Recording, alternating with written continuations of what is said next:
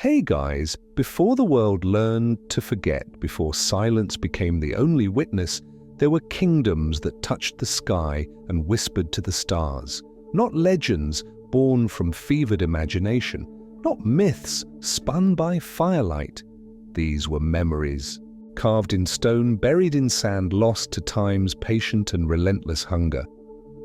Tonight, as you settle into your pillows and dim the lights around you, we're going to walk together through places where giants once ruled with wisdom older than pyramids. We'll trace paths where gold flowed like water down ancient streets, where libraries held conversations with eternity, and where the desert still keeps its deepest, most sacred secrets buried beneath dunes that roll like frozen waves. Let me know in the comments what country and city you're watching from and what time it is right now in your corner of the world.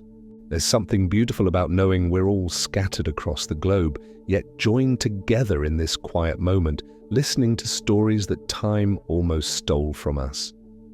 Only if this brings you peace, if these whispered histories help you find that gentle space between waking and dreams, consider staying with us for this journey.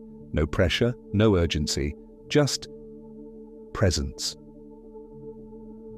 Let's begin slowly, the way all the best stories should begin, with reverence for what was lost and gratitude for what somehow miraculously remains. You stand in a monastery scriptorium in medieval Cordoba, where the last great map of Africa's forgotten kingdoms is being drawn. The year is 1147, and the cartographer's trembling hand, weathered by decades of precise work, moves across virgin parchment with the weight of civilizations pressing behind each careful stroke. The room smells of lamp oil and crushed minerals, the pigments that will color empires destined for memory. Ultramarine blue for the rivers that connect kingdoms like arteries of liquid silver. Cinnabar red for the boundaries of empires whose names will soon exist only in the whispered prayers of their descendants. Gold leaf, precious as the metal. It represents for the trade routes that carry wealth from kingdoms so remote they seem more legend than geography. You watch his fingers trace borders that will vanish before the ink fully dries. Each line is a prayer against forgetting. Each name inscribed in careful Arabic script, a small act of defiance against the tide of historical amnesia that is already beginning to rise. The cartographer knows, though he cannot yet name what he knows, that he is drawing the final portrait of a world about to disappear. Through the narrow window, you hear the distant sound of horses and steel, the approaching thunder of conquest, disguised as exploration. But here, in this circle of lamplight, kingdoms still breathe on parchment. The Empire of Ghana stretches golden fingers across the western Sudan. The Kingdom of Kush sends trade caravans north toward Egypt, their camels heavy with ivory and promises. Cities with names like Music, Gao, Jene, Walata cluster along river bends like jewels on a necklace of flowing water. The cartographer pauses, his quill hovering above a vast, empty space in the heart of the continent. What kingdoms lie there? He wonders, beyond the reach of any traveler's tale. What cities rise and fall in the green heart of Africa, unknown to compass and chronicle? He leaves the space blank, marking it only with the honest words. Here be kingdoms unknown. You feel the weight of prophecy in that simple admission. Those unknown kingdoms will remain unknown, their stories untold, their glory unrecorded. The blank space on the map becomes a testament to all the civilizations that will vanish without trace, leaving no monuments save the wind-carved memory of the desert itself. As the night deepens around you both, the cartographer's candle burns lower, its flame dancing like a spirit reluctant to depart. In that flickering light you see the future and the past converging on this single moment of creation and loss. The map he draws tonight will survive in a handful of copies, hidden in monastery libraries and sultans' treasuries, a whispered memory of grandeur that once was. But the kingdoms themselves, those living, breathing civilizations with their courts and ceremonies, their poets and philosophers, their children learning songs in languages that will soon be silent, they are already beginning their slow dance toward oblivion. The map captures them at the moment of their greatest reach, unaware that the tide has already turned, that the long retreat into forgetting has already begun. You touch the still wet ink with phantom fingers, feeling the texture of history at its most fragile moment. The pigments gleam like fresh wounds on the parchment, beautiful and somehow terrible in their impermanence. This is how civilizations die, you realize, not with the crash of falling walls or the cries of final battles, but with the gentle fading of names on maps, the slow erasure of borders that once seemed as permanent as mountains. The cartographer sets down his quill and flexes fingers cramped. From holding empires steady, tomorrow he will add the final details, the mountain ranges that guard kingdom borders, the rivers that serve as highways for gold and ideas, the cities that sparkle like mirages in the desert heat. But tonight, in this suspended moment between completion and loss, the kingdoms exist in perfect potential, alive on parchment if nowhere else. You remain in the scriptorium as the cartographer finally sleeps, watching over his creation like a guardian spirit. The map breathes in the darkness, its kingdoms pulsing with the life of imagination and memory. In a few centuries, scholars will debate whether these places ever truly existed, whether the names on this parchment record actual kingdoms or merely the fantasies of merchants drunk on distance and possibility. But you know the truth. You've seen the shadows these kingdoms cast, felt the weight of their reality pressing against the fragile membrane between what was and what is remembered. The map is not a fantasy but a funeral shroud, preserving the outline of greatness for a world that will soon forget the substance. The ink dries, and with its drying, something precious in the world grows a little more fragile, a little closer to the edge of disappearing forever. You walk across dunes that shift like the memory of civilization itself, each grain of sand a story the desert has swallowed and refused to tell. The Sahara stretches endlessly around you, an ocean of gold and silence where once great cities rose, like islands of human ambition in a sea of possibility. The wind carries whispers in languages that have been dead for centuries, syllables that once named kings and counted treasures now scattered like dust across the vastness.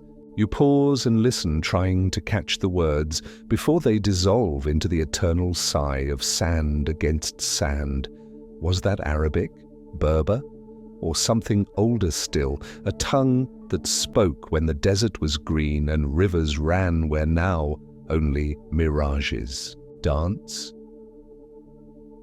Beneath your feet, you feel the phantom solidity of stones that once formed walls, streets, the foundations of markets where merchants from 3 continents gathered to trade gold for salt, ivory for silk, stories for songs. The sand has buried everything, but the shapes remain, geometric ghosts that your footsteps trace without quite understanding what you're following. You climb a dune that might once have been a hill, might once have held a palace or a temple, or a library where scribes copied manuscripts by the light of oil lamps fed with the tears of distant trees. At the summit, you pause and look out over the endless, rolling landscape of forgetting, trying to imagine it as it was when cities bloomed like flowers after rare rain. There, do you see it? a glint of something that isn't quite sand, isn't quite mirage.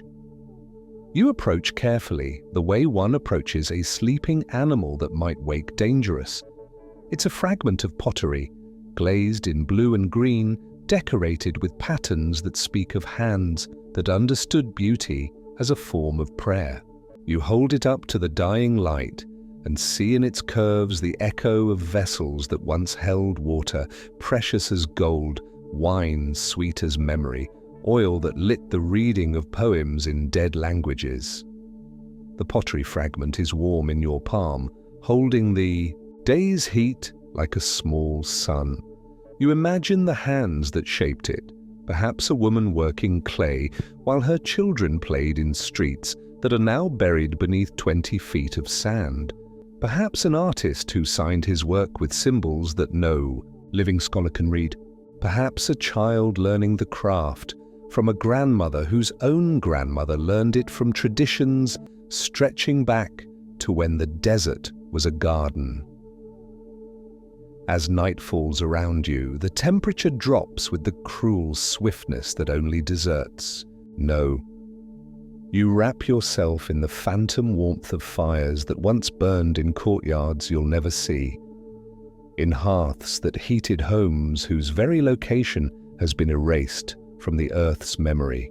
The stars emerge with desert clarity, the same stars that once guided caravans between the great trading cities, the same constellations that kings and merchants and poets once used to navigate both geography and destiny.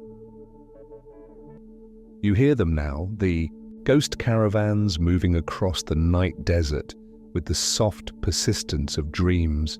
The bells on phantom camels ring with voices like wind through broken pottery. The traders call to each other in languages that were already ancient when Rome was young, sharing jokes and worries and hopes that cross the centuries like light.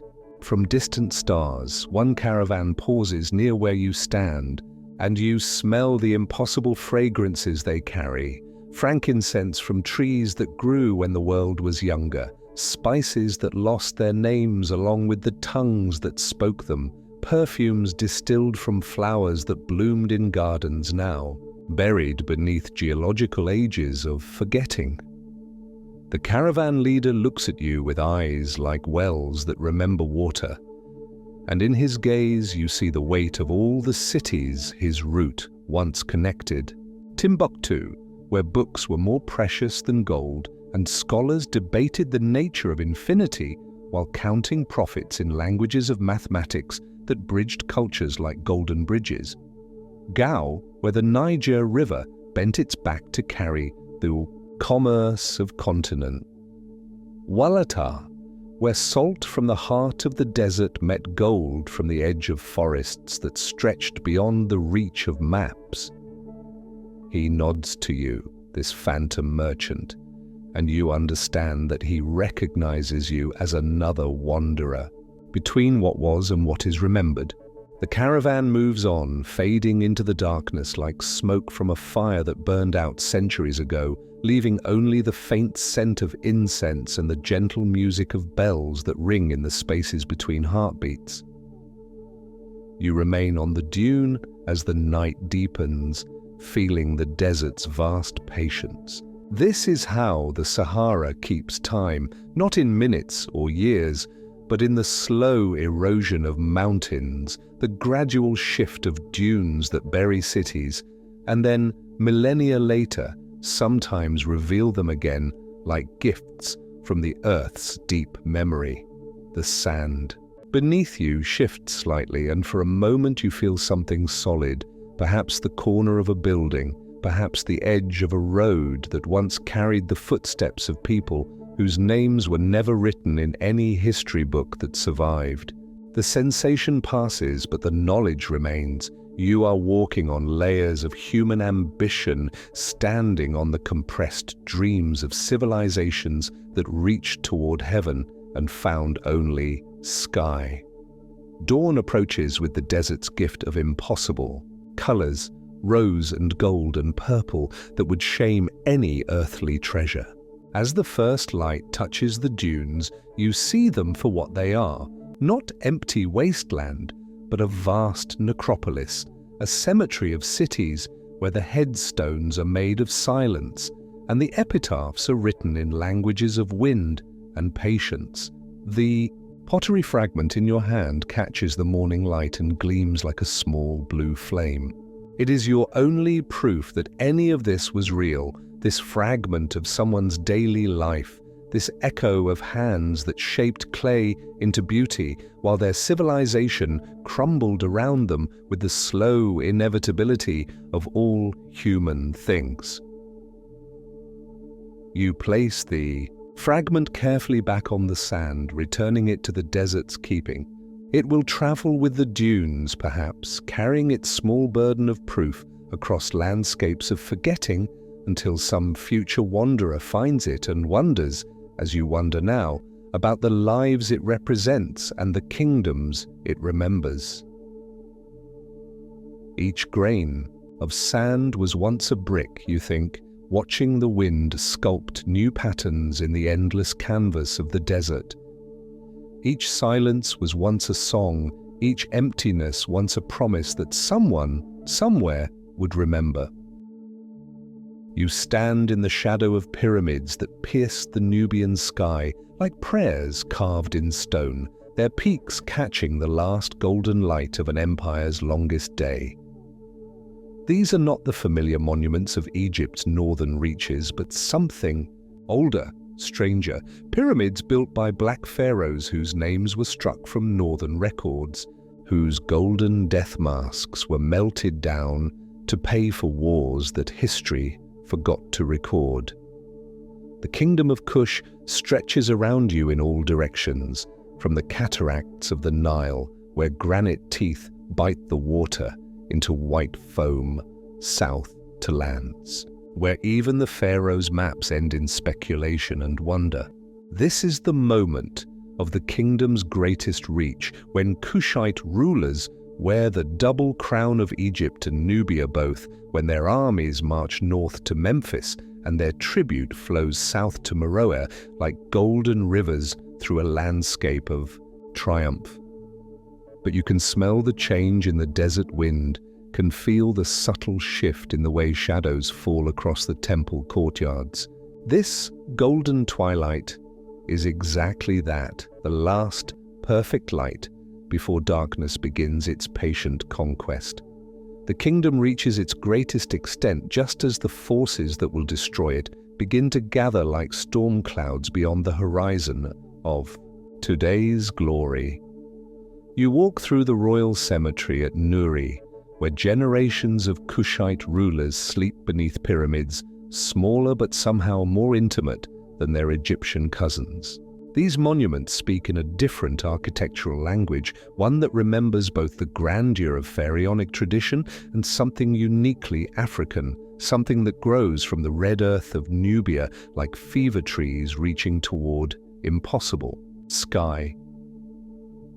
In one tomb, still sealed against time and grave robbers, you glimpse the burial chamber of King Taharka, the pharaoh who ruled both kingdoms with wisdom that impressed even his enemies.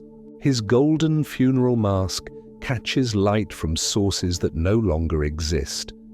Oil lamps that burned precious oils, torches that flickered with resin from trees that grew along trade routes, now buried under sand, the reflection of bronze mirrors polished by servants whose names were never carved in stone. The mask itself is a masterpiece that bridges worlds, Egyptian in its formal perfection, but with features that speak of African heritage, eyes that hold the depth of desert nights, lips that once spoke commands in languages that flowed like the Nile itself, sometimes rapid and urgent, sometimes slow and deep as pools where crocodiles dream of ancient hunt. You touch the walls of the tomb and feel through your phantom fingers the hieroglyphs that tell stories in three scripts, Egyptian hieroglyphics for the gods who demanded, traditional honor Meroitic script for the purely Kushite thoughts that could only be expressed in the kingdom's own tongue, and Demotic Greek for the merchants and diplomats who came from across the Mediterranean to trade with the pharaohs of the south. The inscriptions speak of campaigns that pushed Egyptian influence further south than it had ever reached, of tribute that flowed north in quantities that staggered scribes accustomed to counting pharaonic wealth. Gold from mines that honeycombed the Red Sea hills, ivory from elephants that wandered forests where Egyptian feet had never walked, exotic woods that smelled of mysteries and distance, slaves taken in wars whose details were recorded only in languages that died with the kingdoms they conquered.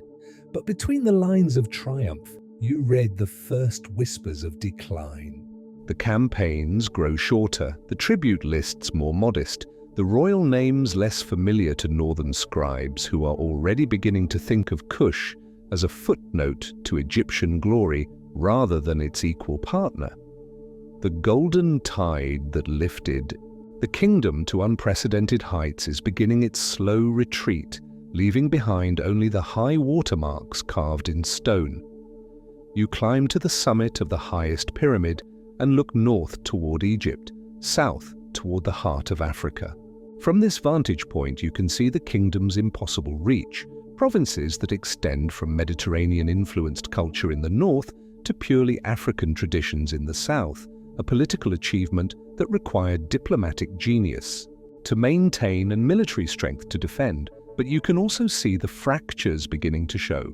Provincial governors who take longer to respond to royal commands, tribute collectors who return with excuses instead of gold, border fortresses, where the sentries squint into distance that seems to grow more threatening with each passing season. The kingdom is like a rope stretched between two worlds, and you can feel the tension building toward the moment when something will have to snap. As the sun sets behind you, casting your shadow long across the Nubian landscape, you witness a scene that will be repeated countless times in the coming centuries. A royal messenger rides hard from the north, his horse foam-flecked and exhausted, carrying news that will change everything. Egyptian rebels have declared independence, refusing to acknowledge Kushite rule. The double crown that has sat so proudly on Kushite brows for generations is about to be broken in half, leaving the southern pharaohs with only half their inheritance. The messenger's news spreads through the palace like fever, and you watch the courtiers' faces change as they understand what this means. The Golden Age is ending, not with conquest or catastrophe, but with simple arithmetic. The kingdom has grown too large to hold, too complex to control, too magnificent to sustain. The very success that elevated Kush to pharaonic status has created the conditions for its retreat into merely regional power. You follow the king as he climbs to his private chapel, where he speaks to gods in languages that blend Egyptian tradition with Nubian innovation.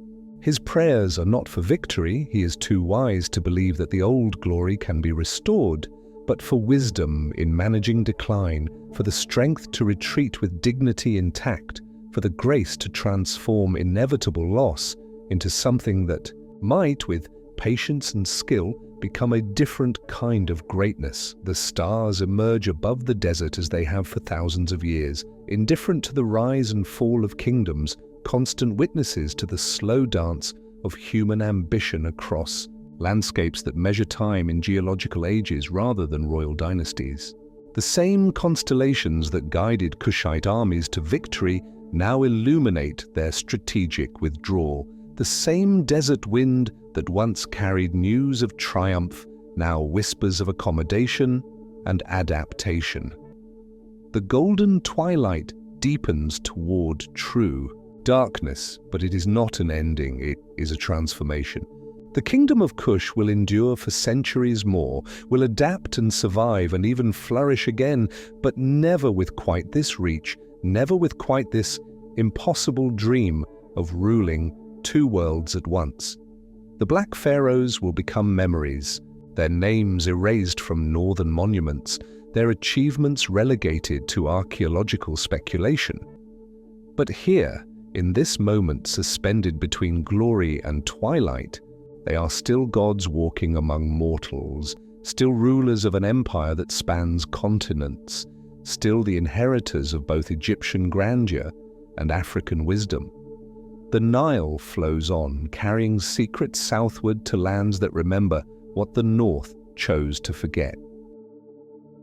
You approach the granite walls of Great Zimbabwe through morning mist that clings to the ancient stones like the breath of centuries.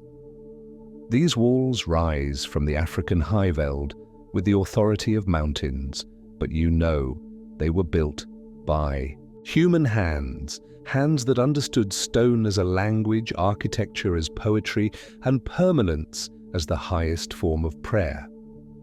The silence here is not empty but full, pregnant with the weight of voices that once echoed between these carefully fitted stones. You touch the walls and feel through your phantom fingers the patient labor of masons who worked without mortar, fitting granite blocks together with a precision that speaks of mathematical knowledge the world would later claim was impossible for medieval African civilization. Great Zimbabwe stands as testimony to what the builders called Zimbabwe, houses of stone, but you understand it was always more than architecture. This was the beating heart of an empire that stretched from the Indian Ocean to the Kalahari Desert, a trading network that connected African gold mines to Asian spice markets, Arabian incense routes to European curiosity about the source of Solomon's legendary wealth. You walk through the valley enclosure where common people once lived in houses of clay and thatch, their daily lives unfolding in the shadow of royal grandeur. Here, you imagine, children played games with pottery shards while their mothers ground grain and their fathers worked iron and gold with skills that passed from generation to generation like sacred knowledge. The soil beneath your feet is rich, with pottery fragments, iron beads, the detritus of lives lived fully in the presence of something magnificent. The hill complex rises above you like a stone crown, its walls following the natural curves of granite outcroppings with an architectural philosophy that worked with the landscape rather than against it. You climb the ancient pathway worn smooth by royal feet, diplomatic missions, religious processions, the countless journeys of people who understood this place as the center of their world, the axis around which their universe turned. From the hilltop, you look out over a landscape that once pulsed with the rhythms of empire. Trade routes radiate in all directions like the spokes of a vast wheel, carrying gold and ivory east to Kilwa and Sofala, bringing back silk and porcelain, glass, beads and foreign ideas that enriched both wealth and imagination. The Zimbabwe culture reached its peak here in this careful balance between local tradition and international commerce, between African identity and global ambition. But it is the great enclosure that holds your attention longest, that massive, circular wall that encloses mysteries scholars still debate. You enter through the narrow passage that forces visitors to approach in single file, an architectural decision that transforms every entrance into a ceremonial experience. Inside, the walls create spaces for rituals whose precise nature died with the civilization that performed them. The famous soapstone birds perch on their pillars like frozen sentinels, their carvings so sophisticated that early European visitors refused to believe they were made by African hands. You study their forms, part eagle, part human, part divine mystery, and understand that they represent something more complex than simple artistic achievement. These are the totems of royal clans, the spiritual guardians of political power, the physical manifestation of beliefs that connected earthly authority to celestial approval.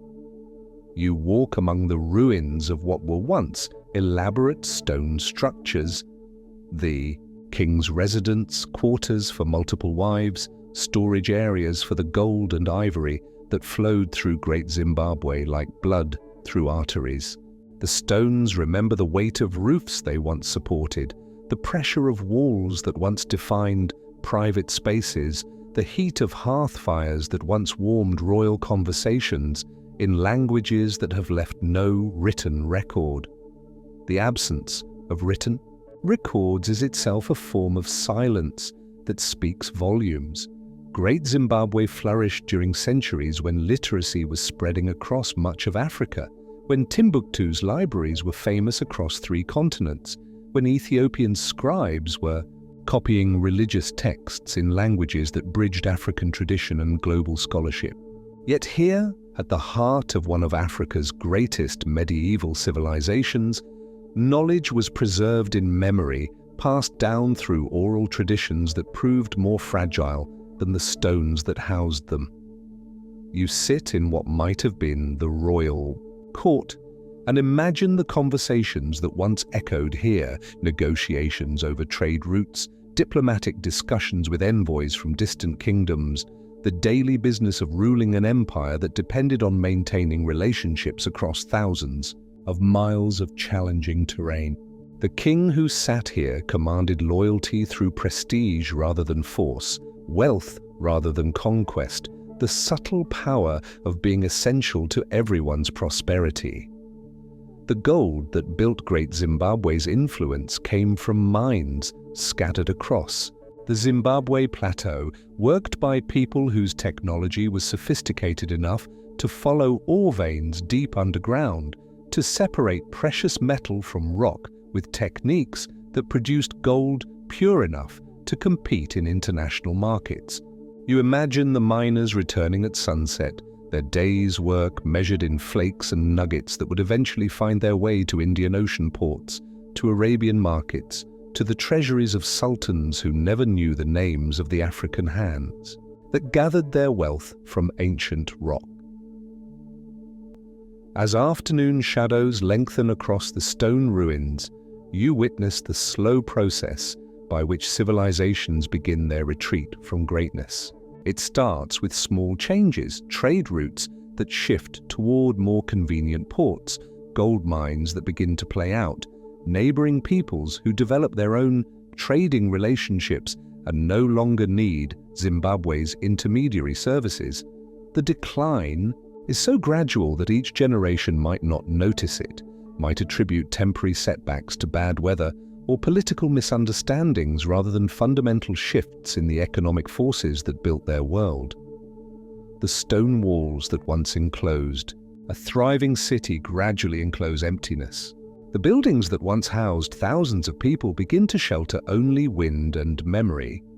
The trade routes that once converged here like rivers flowing toward the sea begin to bypass the Zimbabwe plateau entirely, seeking more direct paths between source and market, between African wealth and international demand. You watch the last king walk through his diminishing domain, counting subjects who are already beginning to drift away toward opportunities that seem more promising than loyalty to fading glory. His authority still commands respect, but it is the respect given to echoes rather than voices, to memories of power rather than power itself. The stone birds still watch from their pillars, but they guard silence now instead of ceremony, emptiness instead of empire. By the time Portuguese explorers reached the Zimbabwe plateau in the early 16th century, the great stone city has been abandoned for more than a century. The walls still stand, testimony to engineering skill that impresses even European visitors, but the civilization that built them has dispersed like smoke, leaving behind only questions carved in granite and mysteries that persist across centuries of speculation. Stone endures, but the hands that shaped it have become dust on the wind that whistles through empty courtyards where once the business of empire unfolded with the daily reliability of sunrise and sunset. You stand on the Red Sea shore where the salt wind carries the last whispers of an empire that once stood equal to Rome and Persia, watching phantom ships load cargo that will never reach its destination. The port of Adulis spreads before you in the golden light of late afternoon, its warehouses full of ivory and gold, incense and silk, all the treasures that made the kingdom of Aksum the trading heart of the ancient world. The merchants move with the practiced efficiency of men who have built fortunes on the rhythm of monsoon winds, loading vessels that have sailed between Africa and Arabia, between the African highlands and the Indian Ocean markets, where Ethiopian gold bought Chinese, silk and Roman wine. But you can see in their movements the subtle haste of people who sense change coming like a storm still below the horizon. This is the final great trading season of Aksumite dominance, though the merchants themselves do not yet understand what they are witnessing. The ships that leave Adulis today will return to find the port less prosperous, the trade routes shifting toward other centers, the economic foundation of their civilization beginning the slow erosion that will eventually reduce one of Africa's greatest kingdoms to a collection of scattered ruins and legendary names. You walk among the loading docks where longshoremen speak in half a dozen languages, Ge'ez and Arabic, Greek and Amharic, the trading pidgins that develop wherever commerce creates temporary communities of mutual necessity. The air smells of cinnamon and frankincense, cardamom and myrrh, the aromatic wealth of highlands that rise like a green island from the desert expanses of northeastern Africa. The ships themselves are marvels of maritime technology adapted to Red Sea conditions, deep-hulled vessels that can carry substantial cargo while navigating the coral reefs and seasonal winds that make these waters both profitable and dangerous. Their sails bear the symbols of Aksumite royal authority, but also the personal marks of merchant families who have built dynasties on their ability to anticipate market demands across half the known world. You board the flagship of the merchant fleet and meet Zabdas, a trader whose family has served Aksumite kings for 5 generations, whose knowledge of international markets makes him as valuable to royal policy as any general or diplomat. He shows you charts written on parchment and carved in ivory, navigation aids that record not just wind patterns and water depths, but the commercial intelligence that determines which ports are buying, what goods at prices that justify the risk of long voyages across unpredictable seas. His cargo manifests read like poetry written in numbers and names, 300 pounds of gold dust from the mines of the southern highlands, 2 tons of ivory from elephants that roamed forests beyond, the reach of any map, frankincense and myrrh, tapped from trees that grew in landscapes so harsh that gathering their resin was considered a form of prayer. But the real treasure is information, knowledge of market conditions in Arabian ports, diplomatic intelligence from the Byzantine court, technological innovations from Indian craftsmen who have learned new ways to work steel and silk. As the ships prepare to depart, you witness the ceremony that has marked Aksumite trading expeditions for centuries, a blessing that combines Christian prayers with older traditions, royal authorization with merchant pragmatism, the formal recognition that these vessels carry not just cargo but the economic lifeblood of the kingdom itself. The king's representative presents each captain with official letters of introduction, documents that open doors and establish credit in ports where Aksumite trade has built relationships that span generations. But there are subtle changes in this familiar ritual that hint at larger transformations already underway. The royal representative speaks with less authority than in previous years. The merchant captains ask more questions about political conditions in distant ports. The cargo manifests include fewer luxury items and more essential goods that suggest an economy beginning to contract rather than expand.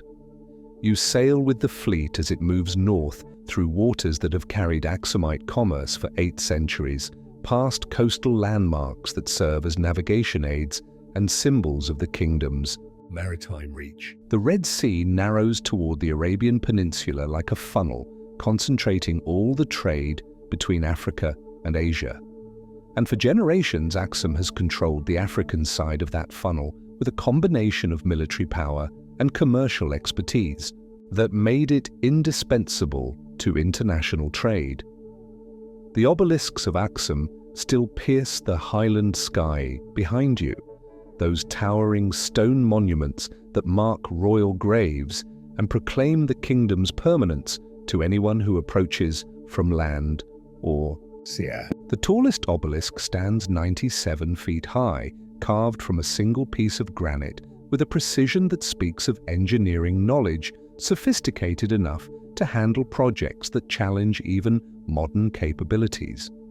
These monuments were built to last forever, to serve as eternal testimony to the power and glory of the Aksumite dynasty. But forever is a relative concept when measured against the forces that shape civilizations. You feel the subtle shift in wind patterns that speaks of climate change beginning to affect the monsoon systems that determine when ships can safely cross the Arabian Sea. You sense the political changes that are redirecting trade routes away from Red Sea ports toward Persian Gulf alternatives that offer more direct access to Asian markets. Most ominously, you detect the first stirrings of a new religious and political force emerging from the Arabian desert, a force that will eventually transform the entire region, redirecting the flow of commerce and conquest in ways that will leave ancient kingdoms, like Aksum, stranded on islands of fading relevance. As night falls over the Red Sea fleet, you sit with Zabdas in his cabin and listen to him read from letters received during previous voyages, correspondence that reveals the slow transformation of markets that once seemed as permanent as the trade winds themselves. Arabic is beginning to replace Greek as the language of international commerce. New political authorities are demanding different forms of tribute and recognition. Technological innovations are making some traditional Aksumite products less competitive in evolving markets. The merchant shows you a map that his family has been updating for generations, marking ports and routes, noting seasonal patterns and political changes that affect trade. But the newest additions to the map are different in character. Not expansions of opportunity, but warnings about restrictions, not new markets, but former partners who have found alternative sources for goods that Aksum once provided exclusively. The ships reach their Arabian destinations and conduct their business with the efficiency of long practice, but you notice the subtle changes in how Aksumite merchants are received. There is still respect for their quality and reliability, but less deference to their political importance, less interest in maintaining exclusive relationships that once seemed mutually beneficial. The Aksumite kingdom is beginning its slow transformation from essential partner to convenient supplier, from regional power to historical footnote. When the fleet returns to Adulis after months at sea, you see the port through eyes that have witnessed change. The warehouses seem smaller, the dockside activity less intense, the royal officials less confident in their authority over international commerce.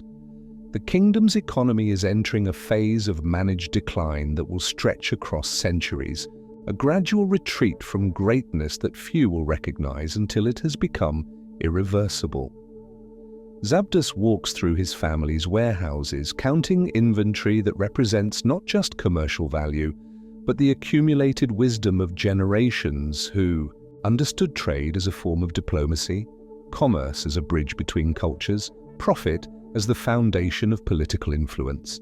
But he is beginning to understand that the world is changing in ways that make traditional strategies less effective, ancient relationships less reliable, time-tested approaches less relevant to emerging realities. The final ships of the season depart Adulis carrying cargoes that seem substantial but represent a kingdom's slow withdrawal from the international stage that it once commanded with such confidence. The red sails disappear beyond the horizon like the last notes of a song that few will remember. like the final words of a language that is already beginning to forget its own grammar. The sea remembers their departure, but not their destination, holds the memory of their passing, but not the promise of their return. You stand on the banks of the Niger River, where it bends through the heart of what was once the Mali Empire, watching water that has carried the dreams and treasures of kings for 8 centuries flow past like liquid time itself. The river moves with the patient certainty of eternity, but the cities along its banks, those golden jewels that once made Mali the envy of 3 continents, have faded into whispers and archaeological speculation. The morning mist rises from the water like the ghost of abundance, and in that shifting vapor you glimpse the phantom outline of fleets that once carried gold dust and salt, ivory and slaves, books and ideas between trading centers that pulsed with the rhythm of international commerce. These were the highways of medieval Africa, the water roads that connected the gold mines of Bambouk to the salt deposits of Tagaza, the scholarly libraries of Timbuktu to the royal court of Niani. You walk through the ruins of Niani, Mali's capital, city where archaeological investigation has revealed the foundations of what was once one of Africa's most magnificent urban centers. The mud brick walls have long since returned to earth, but their geometric patterns still mark the soil like the memory of grandeur written in the language of dust. Here lived Sundiata Keita, the Lion King whose epic still echoes in the songs, of griots whose empire grew from a small Mandinka chiefdom to a realm that stretched from the Atlantic Ocean to the bend of the Niger.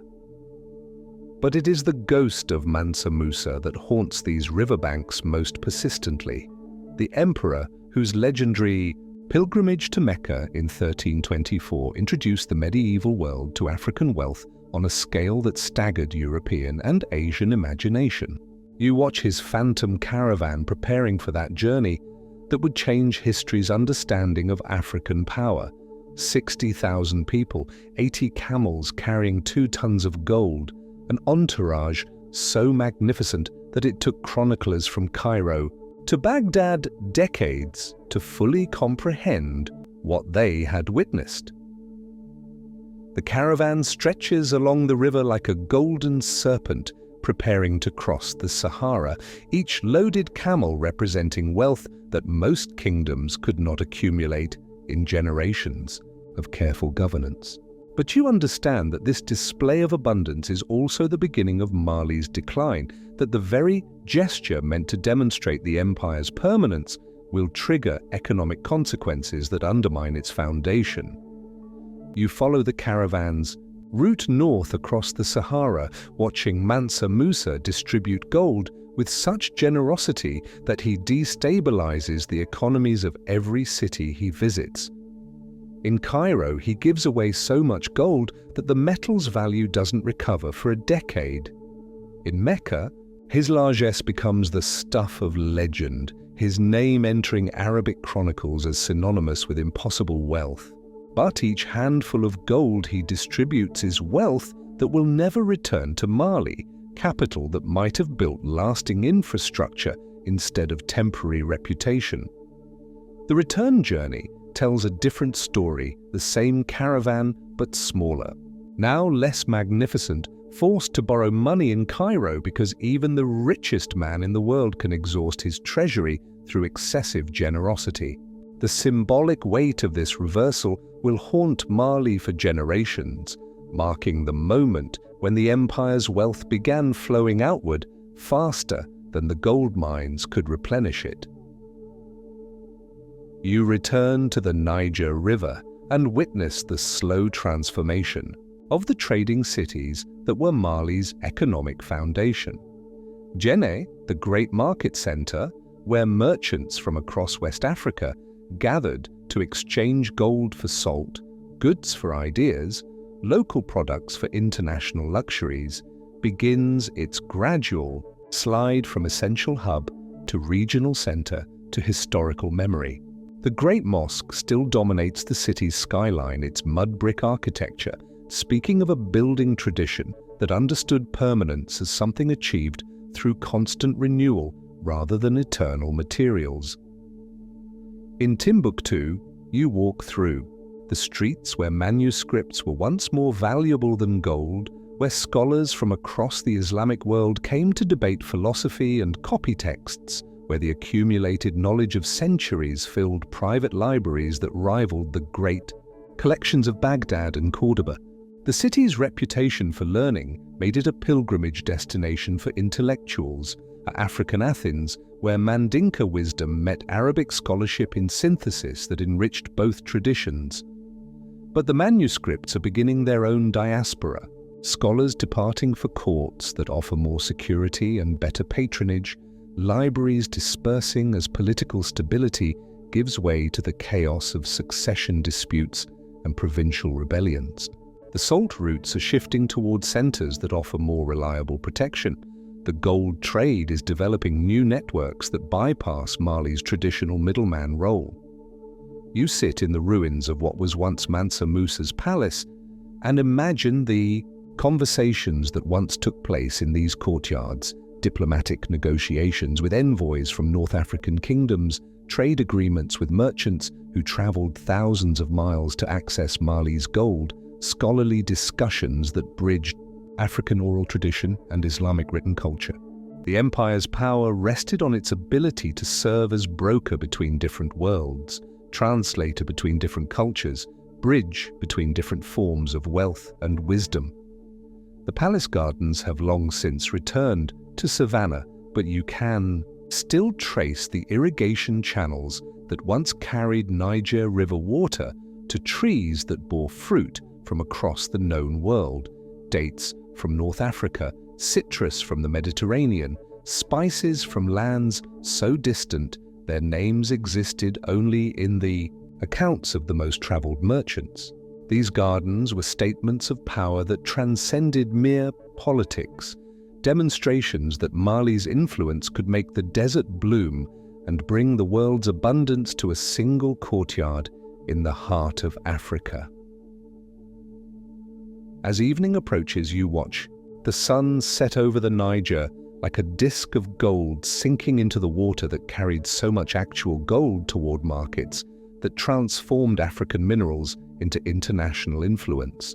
The river reflects the sky like a mirror of liquid metal, and in that reflection you see the ghost of prosperity that once made this landscape the beating heart of medieval African civilization.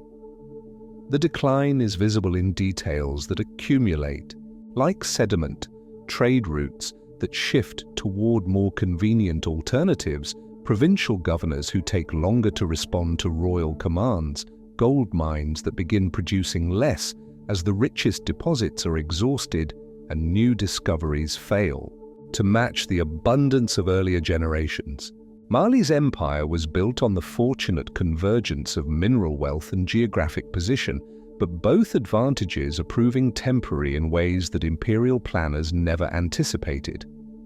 A griot sits by the riverbank, tuning his kora, preparing to sing the ancient songs that preserve Mali's glory in verses that will outlast the empire itself. His voice carries across the water like a prayer or a lament, telling stories of Sundiata's victories and Mansa Musa's generosity, of gold that flowed like water and power that seemed as permanent as the river itself. But the river knows better than the songs it carries. Water understands impermanence in ways that human memory struggles to accept, flows around obstacles that seem insurmountable, finds new channels when old ones become blocked or diverted. The Niger will outlast all the empires that rise along its banks, will carry their stories downstream long after their capitals have returned to dust. Gold fades, but the river's memory flows eternal, holding within its current the dissolved dreams of kingdoms that thought they had learned how to make abundance last forever. You walk through the corridors of Sankore University in Timbuktu, where the final scholars of the Songhai Empire are copying manuscripts by candlelight, their fingers moving with the desperate precision of people who understand they are preserving something that is about to disappear forever. The year is 1591, and outside these walls, Moroccan cannons are reducing the greatest empire in West African history to archaeological fragments and scattered memories. The library around you holds perhaps the largest collection of written knowledge. In sub-Saharan Africa, hundreds of thousands of manuscripts covering everything from astronomy and mathematics to poetry and Islamic jurisprudence, from local history and genealogy to international trade and diplomacy. These books represent the intellectual achievement of an empire that understood learning as a form of wealth more precious than gold, knowledge as a foundation of power more reliable than armies. But the scholars know what the approaching cannon fire means.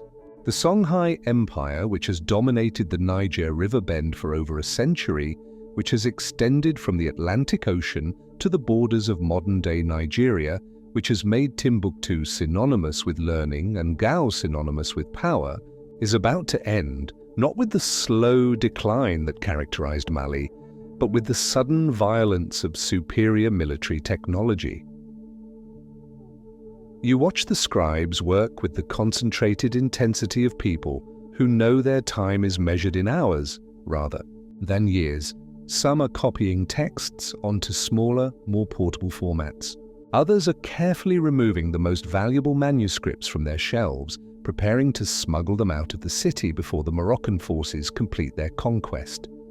A few of the oldest scholars are burning certain books rather than let them fall into hands that might not understand their value or misuse their contents. The manuscripts themselves tell the story of Songhai's greatness in languages that bridge African tradition and Islamic scholarship. Chronicles written in Arabic describe the conquests of Sunni Ali and Askia Muhammad, the two great rulers who transformed a small river kingdom into an empire that controlled the gold mines of the south and the salt deposits of the north, the trade routes that connected sub-Saharan Africa to Mediterranean markets. You hold a manuscript that records the administrative genius of Askia Muhammad, the ruler who organized Songhai into provinces governed by appointed officials rather than hereditary chiefs who established a professional army equipped with cavalry and riverboats, who created a tax system sophisticated enough to fund both military expansion and educational institutions. His empire was the first in West Africa to achieve the kind of bureaucratic efficiency that sustained governance across vast distances and diverse populations. The sound of cannon fire grows closer, and you feel the building vibrate with each impact. The Moroccan forces are equipped with firearms purchased from European merchants, a technological advantage that renders traditional Songhai military tactics obsolete almost overnight. The empire's cavalry, which once dominated West African battlefields, cannot charge cannons. Its river fleet, which controlled Niger River commerce for generations, cannot compete with opponents who fight from fortified positions with superior firepower.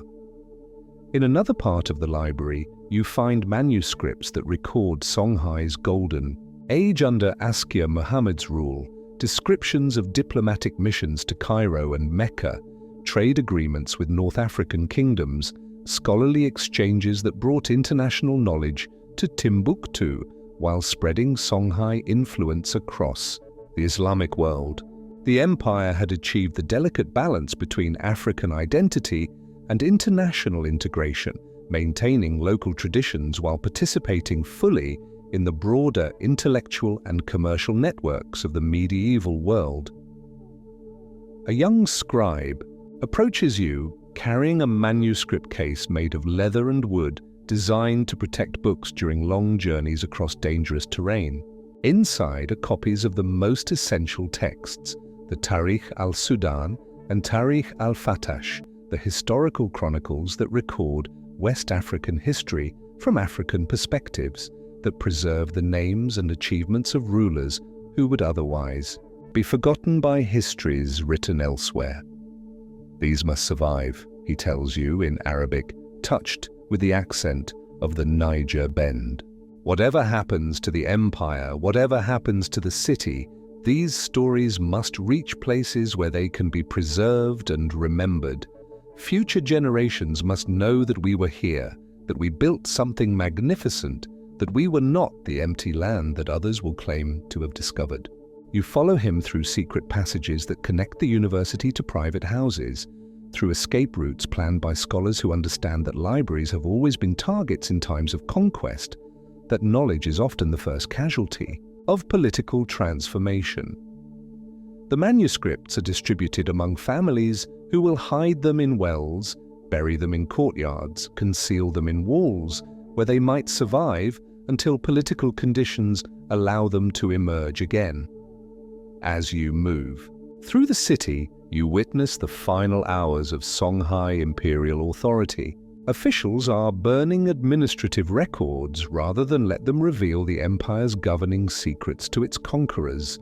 Merchants are loading boats with whatever portable wealth they can carry, preparing to flee downriver to territories that might remain independent.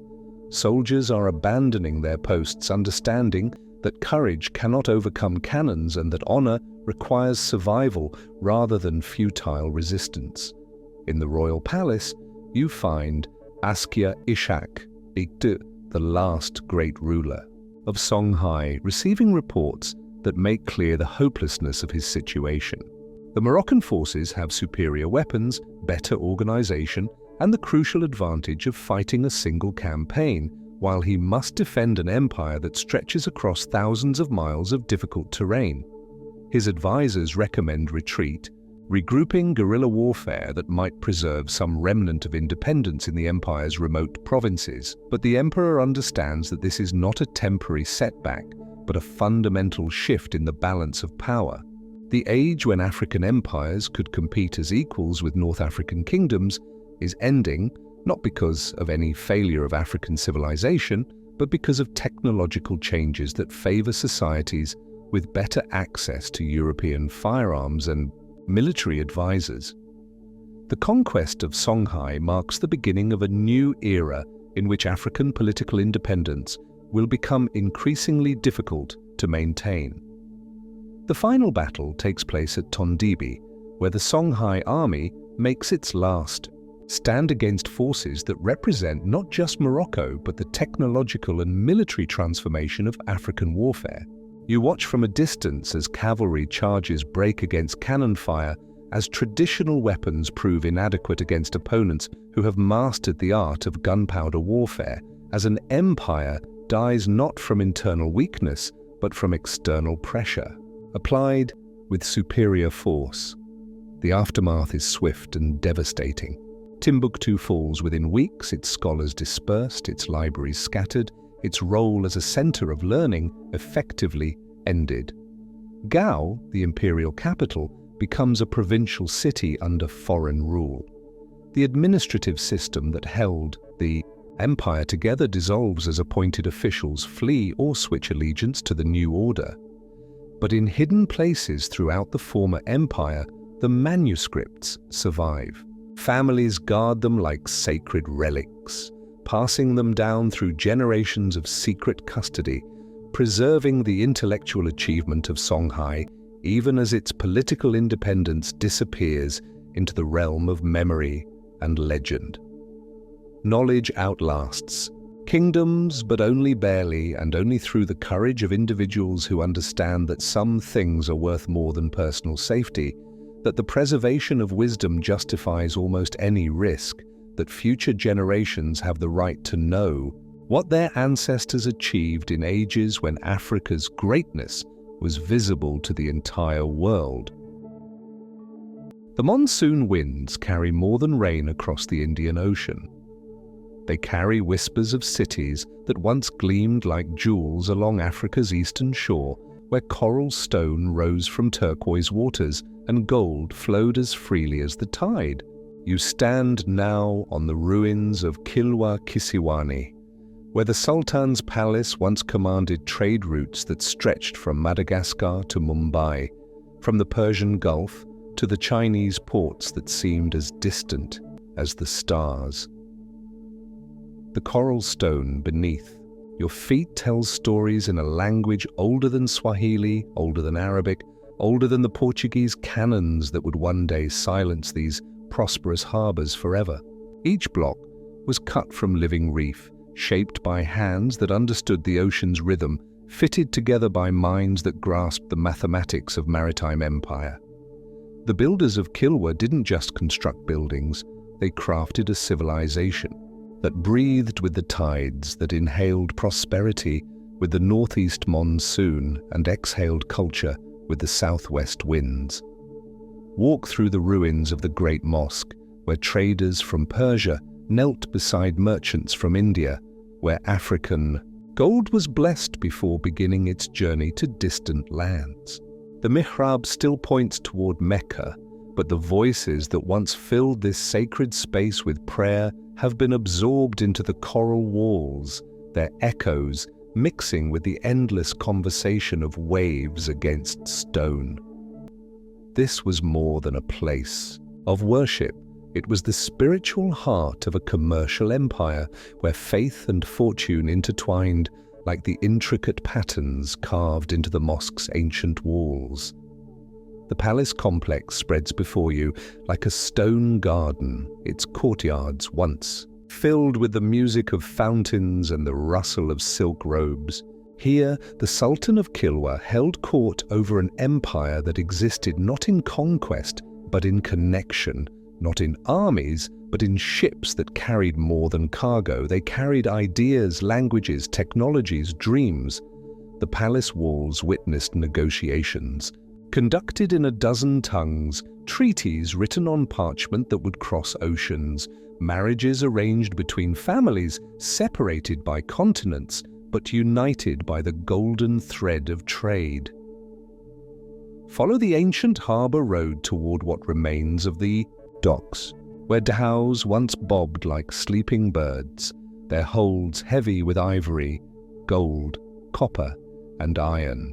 The harbour that once sheltered fleets from across the Indian Ocean world is now a quiet lagoon. But if you listen carefully to the lapping water, you can almost hear the calls of the harbour masters, the creaking of rope and timber, the musical clash of different languages as crews prepared for journeys that would take them beyond the horizon for months at a time. The residential quarters tell their own stories of cosmopolitan life. Here lived the Shirazi aristocrats who claimed descent from Persian princes, their houses built around courtyards that mirrored the architectural memories of far-off Isfahan. There stood the compounds of Indian merchants whose ledgers recorded transactions that spanned the breadth of the known world. Beyond them, the quarters where local African craftsmen created the intricate metalwork and delicate textiles that would carry the mark of Kilwa to markets in Cairo and Canton. Move north along the coast to Gedi, where the forest has been more patient in its conquest than time itself.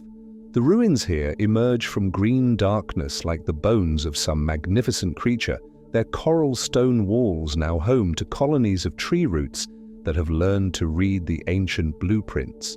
Gedi was never a capital, never a seat of sultans, but it was something perhaps more precious. It was home to families whose children played in streets that connected them to the wider world while keeping them rooted in African soil.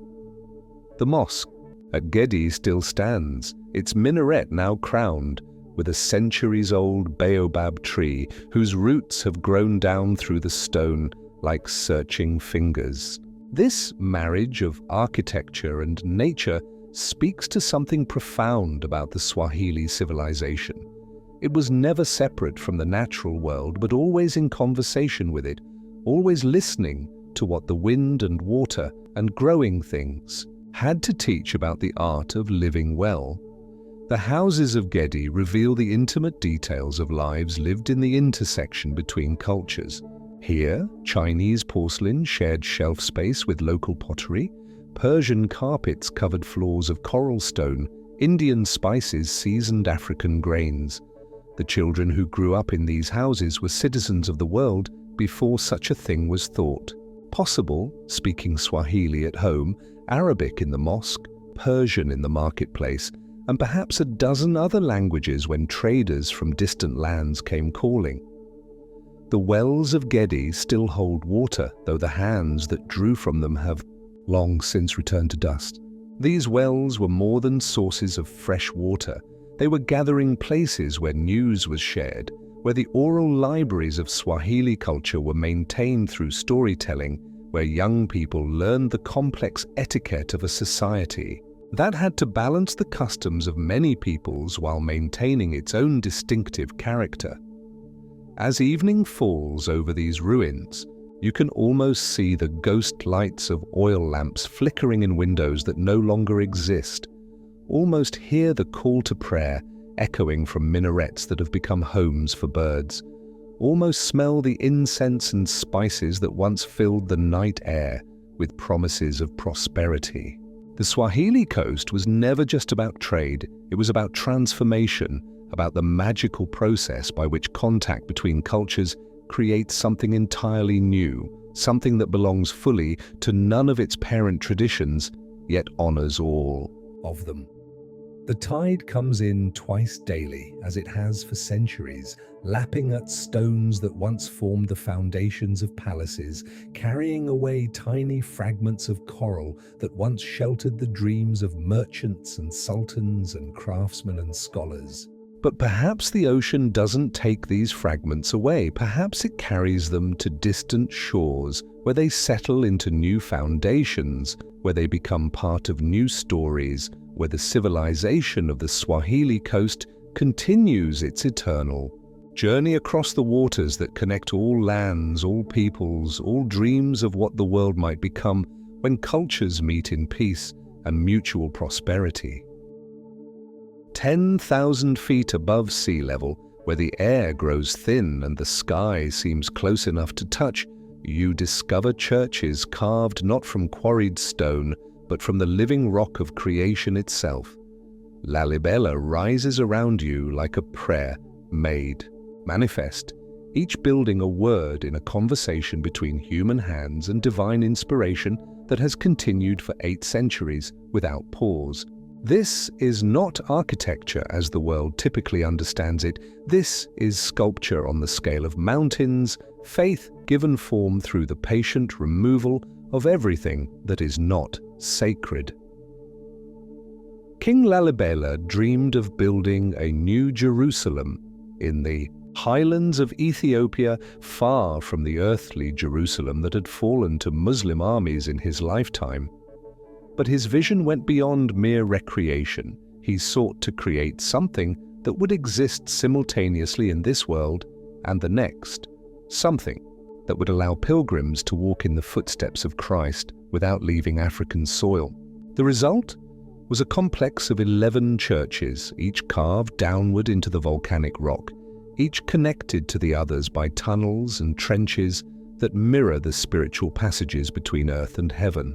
Stand at the edge of the great trench that surrounds the Church of St. George and witness what might be the most perfect building ever created by human hands. Carved in the shape of a Greek cross, its walls descend 40 feet into the earth, every surface decorated with windows and doors and architectural elements that serve no structural purpose but exist purely to honor the aesthetic principles that governed medieval Ethiopian Christianity. The church required no foundation because it was carved from a single, massive piece of stone. It needed no roof because the roof was the earth itself, shaped and smoothed until it became an altar to the sky. The Church of our Savior of the world presents a different architectural philosophy, its interior spaces flowing into one another like thoughts in meditation, its columns supporting a roof that exists somewhere between cave and cathedral. Here, the line between natural and artificial dissolves entirely. The builders, though perhaps revealers is a more accurate term, simply removed the stone that was not church, leaving behind spaces that feel both ancient and eternal, as if they had always existed, waiting patiently for human eyes to find them. Descend into the tunnel systems that connect these remarkable buildings, and you enter a different kind of architecture entirely, one that exists in darkness, that must be navigated by touch and memory and faith. These passages were designed not just as practical connections but as spiritual journeys, as pilgrimage routes that would prepare the believer's heart for the revelations waiting in each sacred space. The tunnels force you to move slowly, to pay attention, to leave behind the hurried pace of earthly concerns and enter into the timeless rhythm of contemplation. The Church of St. Mary presents yet another architectural marvel, its interior divided into distinct sections that mirror the social hierarchies of medieval Ethiopian Christianity, yet unified by a sense of sacred purpose that transcends all human divisions. The women's section, the men's section, the clergy's section, all carved from the same living rock, all illuminated by the same carefully positioned windows, all resonating with the same acoustic properties that turn every whispered prayer into music that fills the entire space. But Lalibela represents only the most famous flowering of Ethiopia's mountain kingdom tradition. Travel north to the ancient capital of Aksum, where massive stone obelisks still point toward heaven like fingers raised in eternal prayer.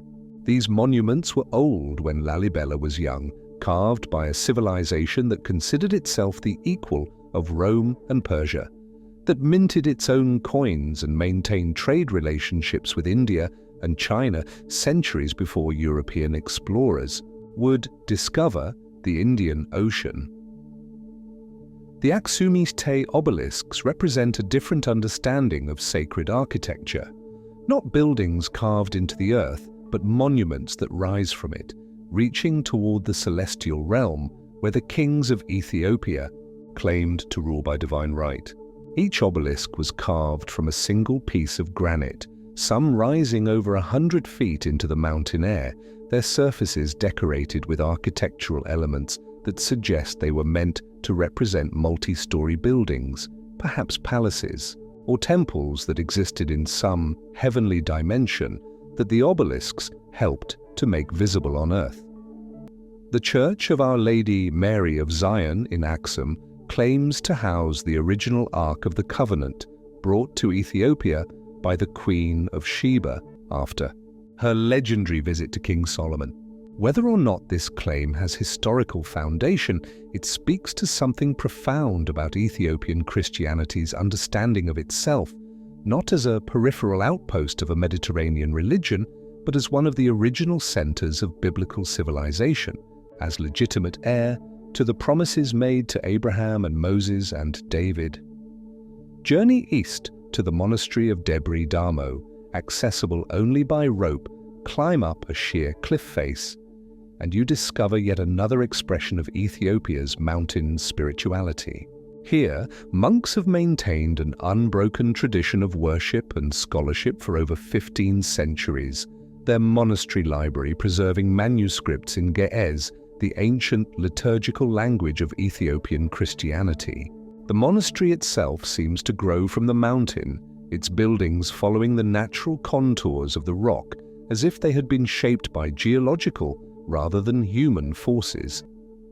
The royal enclosure at Fasil Gebi in Gondar represents the final flowering of Ethiopia's mountain kingdom tradition, a complex of castles and churches that successfully synthesized indigenous Ethiopian architectural principles with influences from India, Arabia, and even Europe.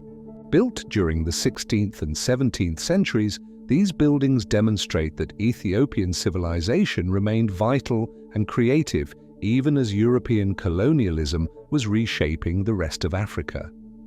But perhaps the most remarkable aspect of Ethiopia's mountain kingdoms is not their architecture, but their continuity.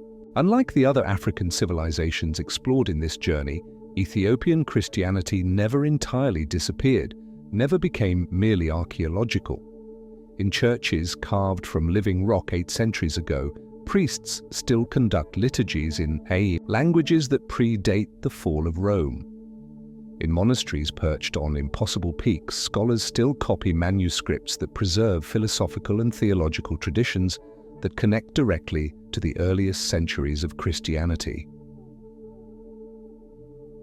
As you stand in the thin mountain air, watching the sun set over highlands that have sheltered continuous Christian civilization for 16 centuries, you realize that some kingdoms do not vanish, they simply continue, patient as the mountains themselves, enduring as the rock from which their greatest monuments were carved, eternal as the faith that inspired human hands to shape stone into prayers that will outlast the civilizations that created them. On a sandstone hill that overlooks the confluence of the Limpopo and Shashe rivers, where 3 modern nations meet in dusty harmony, you discover the remains of Africa's first known kingdom, a civilization so ancient that when the Great Pyramids of Egypt were already 1,000 years old, the people of Mapungubwe were just beginning to dream of cities. Yet, for all its antiquity, this kingdom represents something revolutionary in human social organization. The first place in southern Africa where society organized itself not around kinship or age or spiritual calling, but around the accumulation and display of wealth. The golden rhinoceros sits in your imagination as you climb the sacred hill, that extraordinary artifact that once symbolized the power of Mapungubwe's rulers and now rests in a museum, separated from the landscape that gave it meaning.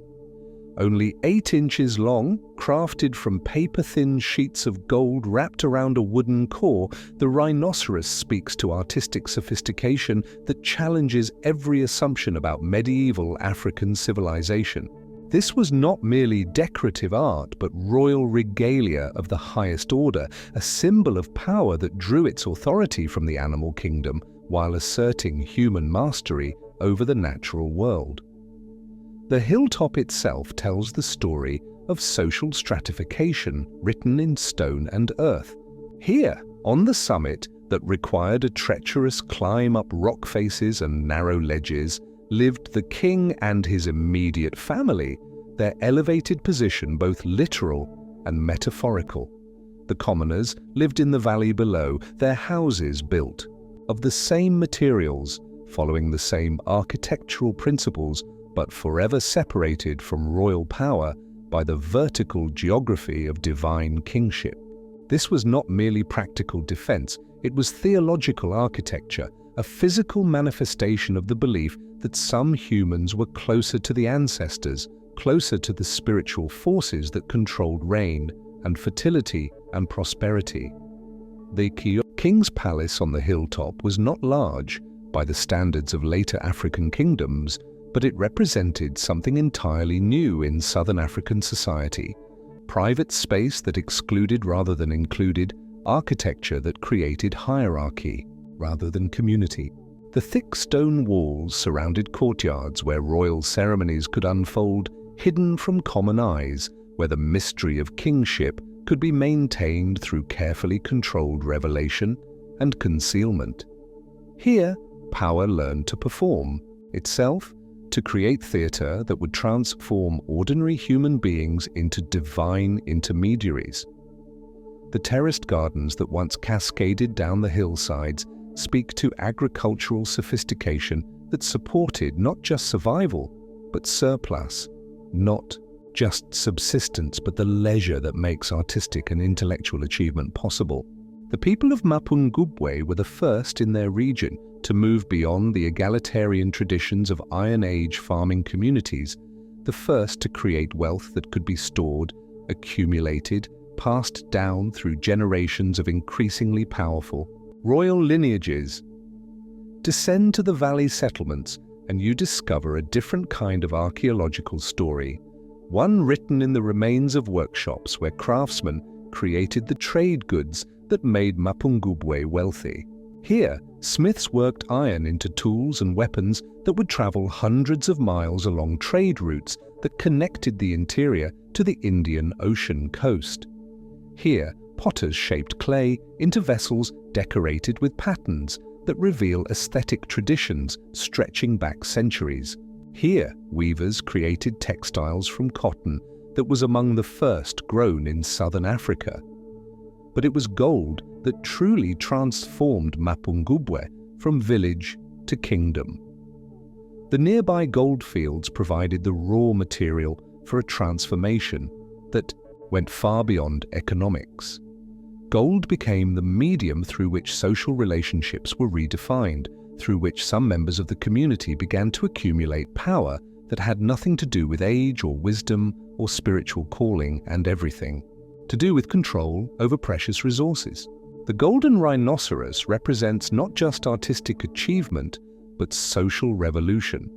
The moment when wealth became hereditary, when inequality became institutionalized, when the egalitarian traditions of earlier centuries gave way to the hierarchical structures that would define African kingdoms for the next millennium. The trade connections that gold made possible stretched far beyond what the inhabitants of Mapungubwe could have imagined when they first began accumulating the yellow metal. Their goods traveled north to the Swahili coast, east to the ports of Kilwa and Sofala, across the Indian Ocean to India and even China. Glass beads from Venice found their way to Mapungubwe's royal graves, evidence of trade networks that spanned continents. Chinese ceramics, Persian textiles, Indian Ocean shells all made their way to this remote hilltop, transforming a local African kingdom into a node in the medieval world system. The royal cemetery reveals the full extent of Mapungubwe's transformation from egalitarian community to stratified kingdom. Here, kings were buried with golden grave goods that represented wealth accumulation on a scale previously unknown in southern Africa. The golden scepter, the golden bowls, the thousands of golden beads that adorned royal corpses, these represented not just personal possessions but the institutionalization of inequality, the creation of social categories that would persist long after Mapungubwe itself had been abandoned. Yet for all its innovations, Mapungubwe remained deeply connected to the older African traditions from which it emerged. The sacred significance of the hilltop, the importance of cattle in royal symbolism, the integration of metalworking with spiritual practice, these continuities remind us that social revolution, even when it transforms the fundamental basis of community organization, still builds on the cultural foundations laid down by previous generations. The reasons for Mapungubwe's abandonment remain mysterious. Climate change may have made the region too dry to support the agricultural surplus that royal power required. Trade routes may have shifted, directing wealth toward other centers. Internal conflicts may have destroyed the delicate balance between royal authority and popular consent that made the kingdom possible. But perhaps the most intriguing possibility is that Mapungubwe's social experiment was simply ahead of its time, that the people of the region were not yet ready for the full implications of hereditary wealth and permanent inequality. As you stand on the empty hilltop, watching the sun set over the vast landscape that once supported Africa's first kingdom, you realize that Mapungubwe represents something both unique and universal in human experience. Every civilization must eventually confront the question of how wealth should be distributed, how power should be organized, how communities can maintain cohesion while allowing for individual achievement. Mapungubwe was one of the first places in Africa to grapple seriously with these questions, and its golden rhinoceros remains a testament to both the achievements and the costs of social complexity. Between the endless sands of the Sahara and the green abundance of the forest zone, you walk through a landscape that exists in perpetual transition, where desert meets savanna in a dance of seasons that has shaped human destiny for millennia. The Sahel, that Arabic word meaning shore, stretches across Africa like a vast coastline between two environmental oceans, and along this shore rose kingdoms whose names have been erased from history as thoroughly as footprints in shifting sand.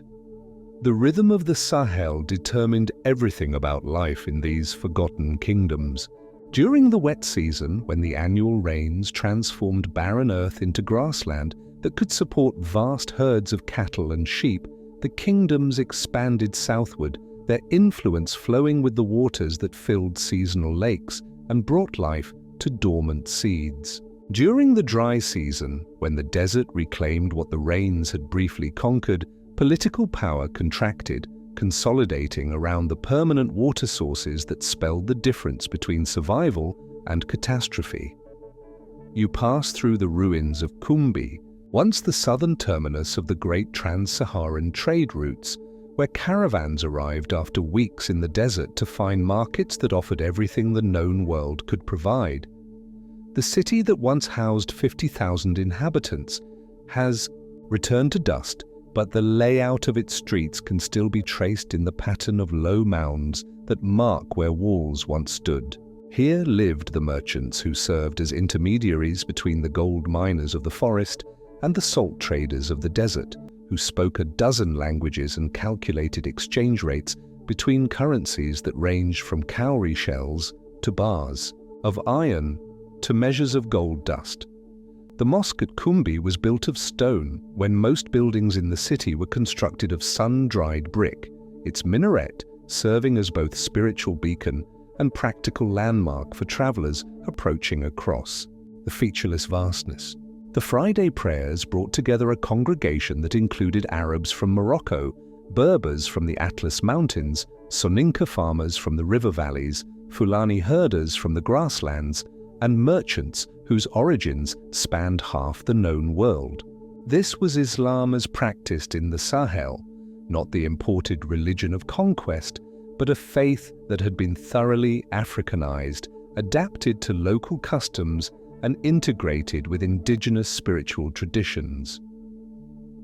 Travel east along the invisible highways of the Sahel, and you encounter the remains of Gao, once the capital of the Songhai Empire, but before that, an independent kingdom that controlled the Great Bend of the Niger River for centuries before either Mali or Songhai existed. The tombs of Gao's medieval kings still rise from the desert like stone prayers, their architectural style blending Islamic and indigenous traditions in ways that created something entirely new. These were the rulers who first understood that power in the Sahel came not from controlling territory, but from controlling movement, the movement of people, goods, ideas, and information along the trade routes that connected North Africa to the forest kingdoms of the south. The kingdom Tsai Takrur in the Senegal River Valley left behind even fewer physical traces, but played a crucial role in the Islamization of West Africa. Here, African rulers first discovered that conversion to Islam could provide access to new trade networks, new technologies, new forms of political organization. The kings of Takrur were among the first African rulers to maintain diplomatic relations with North African powers, to employ Arabic as an administrative language, to integrate Islamic law with customary African legal traditions. In the region around Lake Chad, you find traces of the Sao civilization, whose people built cities on islands in the lake and controlled trade routes that stretched from the Nile Valley to the Atlantic coast. The Sao were master metal workers, creating bronze and iron artifacts that rivaled anything produced in medieval Europe. They were also skilled potters, producing ceramic figurines that reveal a complex spiritual worldview in which human and animal forms merged in ways that suggest profound understanding of the connections between all forms of life. The ruins of Ordegost mark another forgotten center of Sahel civilization, a city that controlled the salt trade from the great deposits at Tagaza and served as the northern gateway to the gold-producing regions of Bambouk and Bure. The archaeological remains reveal a city that was cosmopolitan in the truest sense, where architectural styles from across North Africa and the Middle East were adapted to local conditions and local needs. The houses of Ordogost were built around courtyards that provided protection from sandstorms while allowing cooling breezes to circulate, their walls decorated with geometric patterns that drew on both Islamic and indigenous African artistic traditions. The seasonal nature of Sahel kingdoms meant that their capitals often existed in multiple locations, moving with the rains and the grass, and the complex negotiations between settled farmers and nomadic herders. During the wet season, the court might establish itself near the southern edges of the kingdom, where agriculture was most productive and tribute could be collected from farming communities. During the dry season, political power shifted north, following the herds and the trade routes toward the permanent settlements around desert oases. The oral traditions of Bunyoro preserve detailed genealogies that stretch back over 20 generations, creating a historical record that rivals the written chronicles of European kingdoms for its accuracy and comprehensiveness. These oral libraries were maintained by specialized court historians who devoted their lives to memorizing not just the names and dates of royal succession, but the complex relationships between different lineages, the details of military campaigns, the terms of diplomatic agreements, and the precedents that governed legal decisions. The tradition of oral history in the Lake Kingdoms represents one of Africa's most sophisticated systems of knowledge preservation, demonstrating that societies without writing could still maintain detailed and accurate historical records. The religious practices of the Lake Kingdoms centered on the worship of spirits associated with specific geographical features. Particular hills, groves, lakes, and rivers were considered the dwelling places of ancestral spirits who continued to influence the affairs of the living.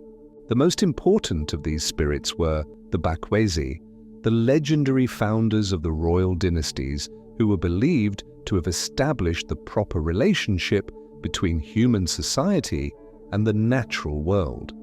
The temples dedicated to these spirits were often located on islands in the lakes, accessible only by canoe, and therefore serving as both religious centers and defensive strongholds.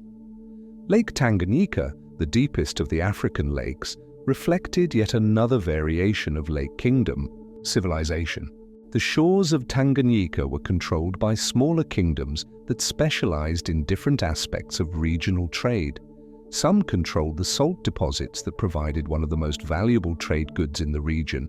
Others controlled the iron deposits that supplied the raw materials for weapons and tools. Still others controlled the harbors that served as transshipment points for goods moving between the coast and the interior.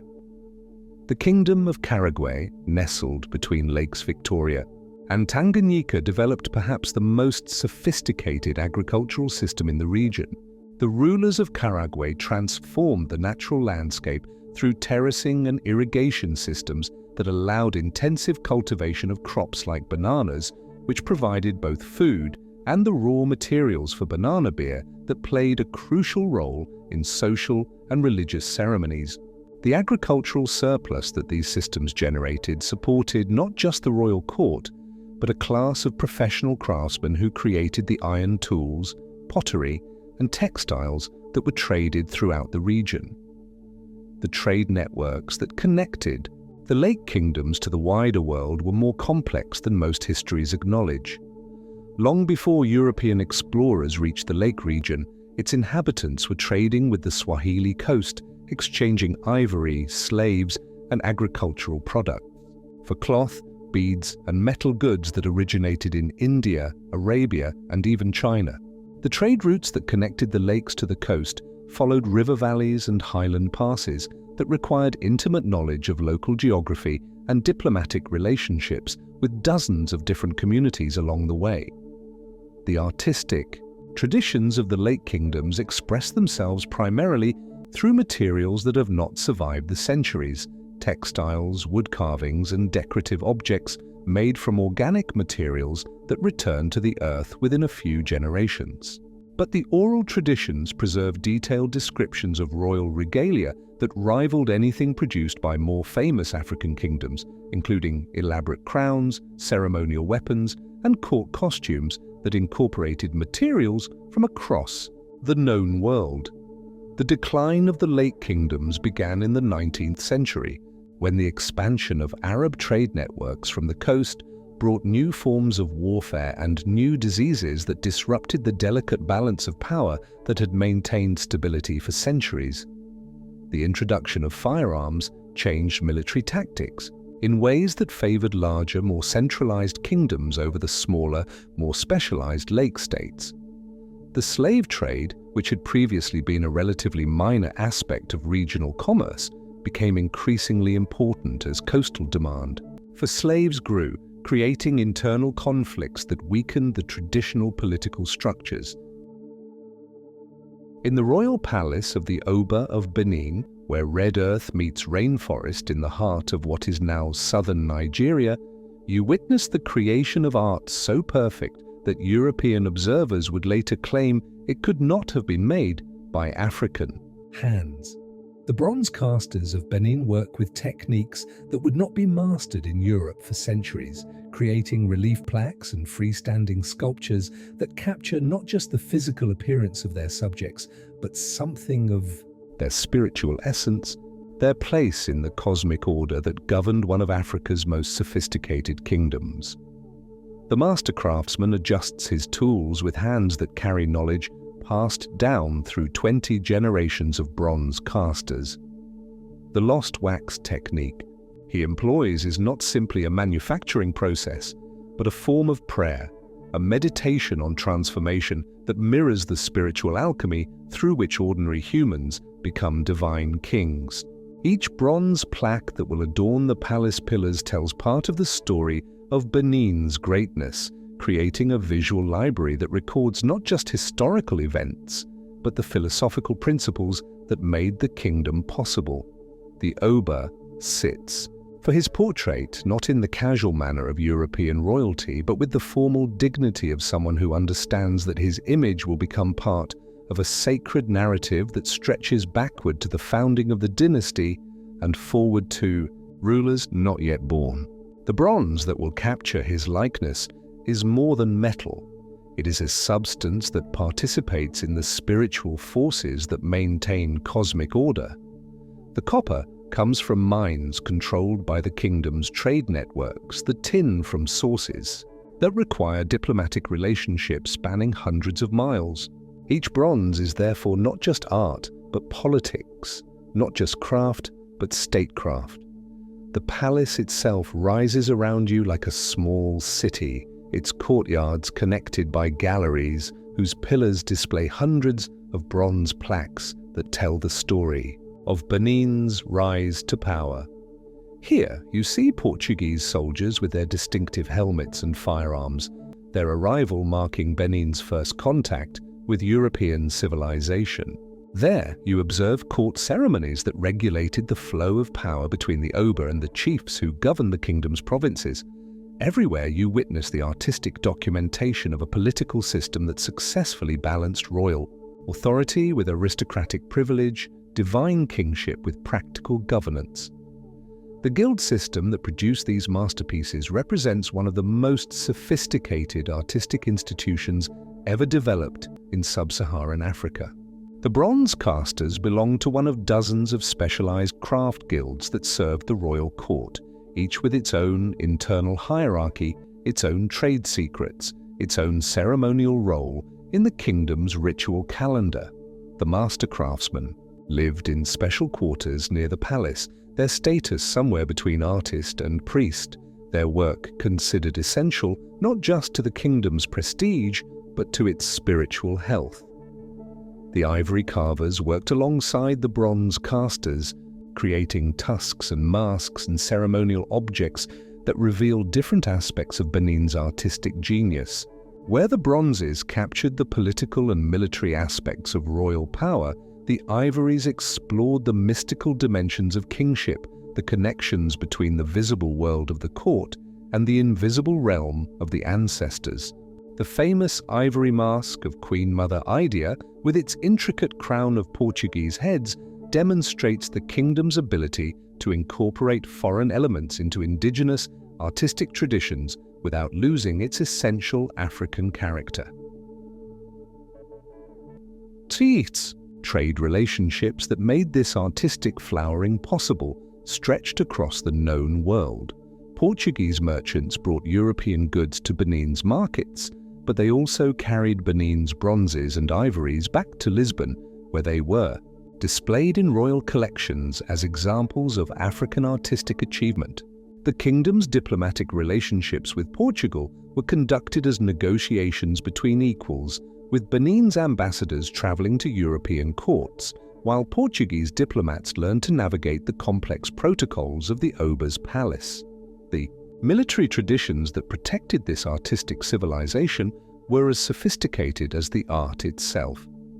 Benin's army was built around a core of professional warriors, armed with bronze weapons that were not just functional but ceremonial, their surfaces decorated with the same artistic sophistication that characterized the palace bronzes.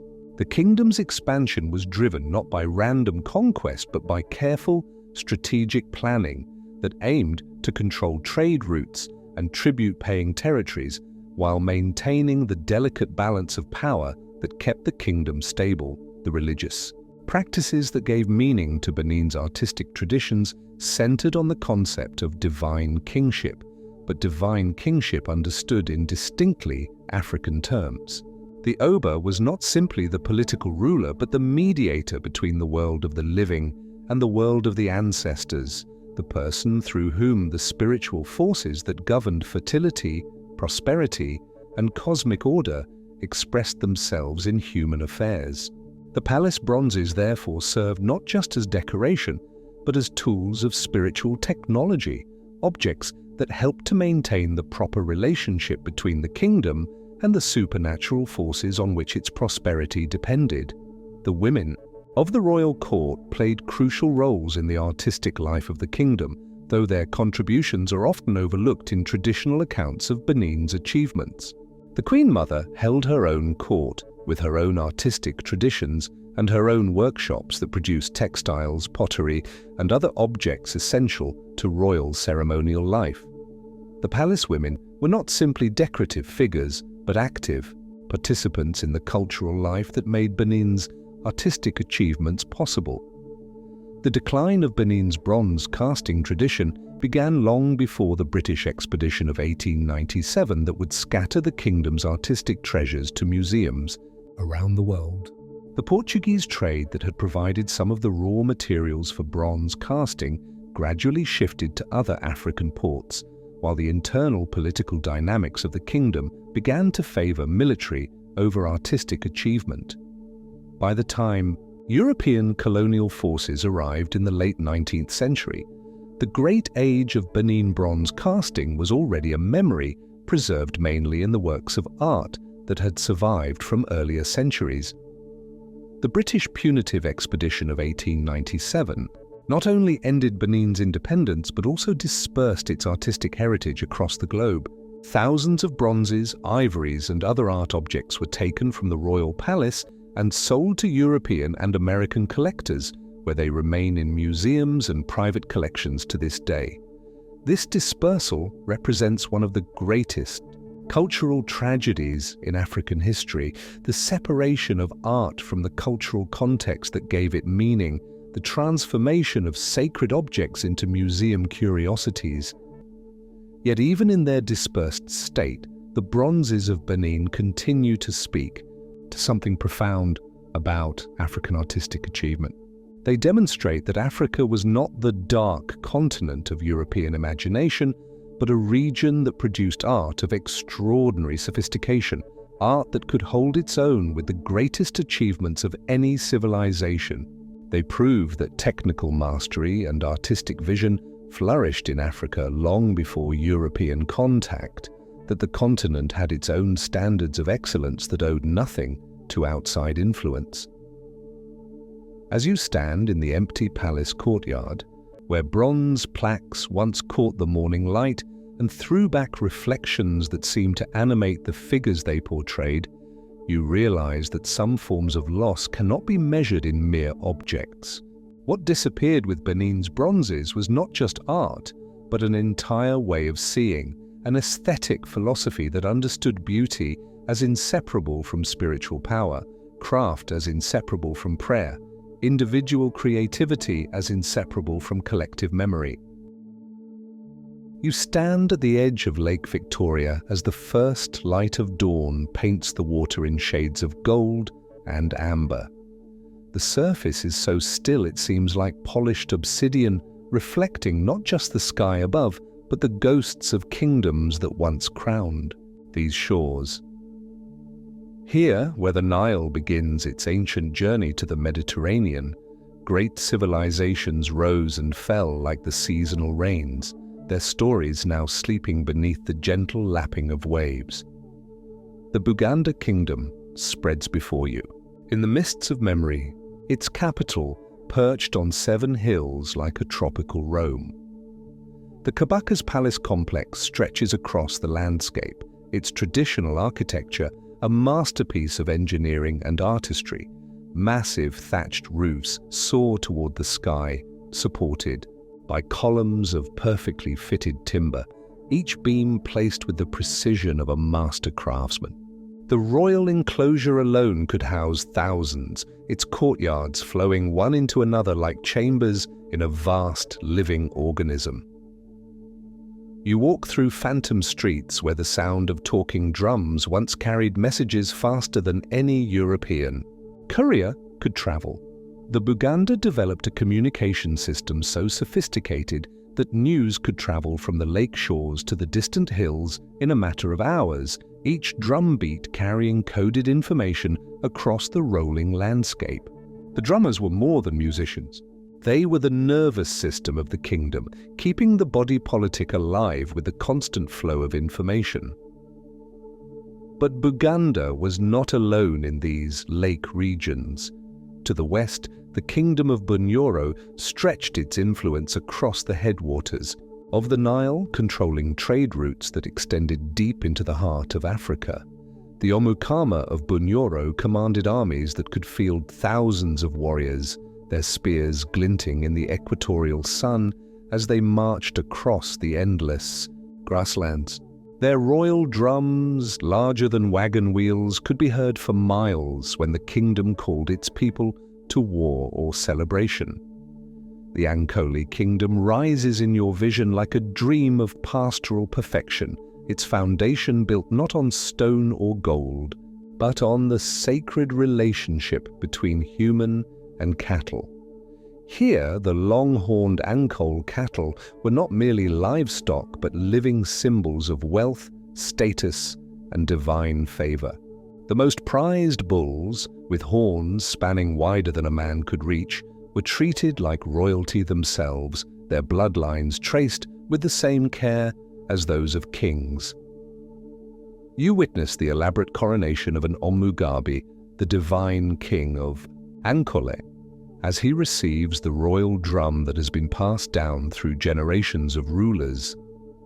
The ceremony unfolds with the precision of a ballet, each gesture loaded with meaning that reaches back to the dawn of time.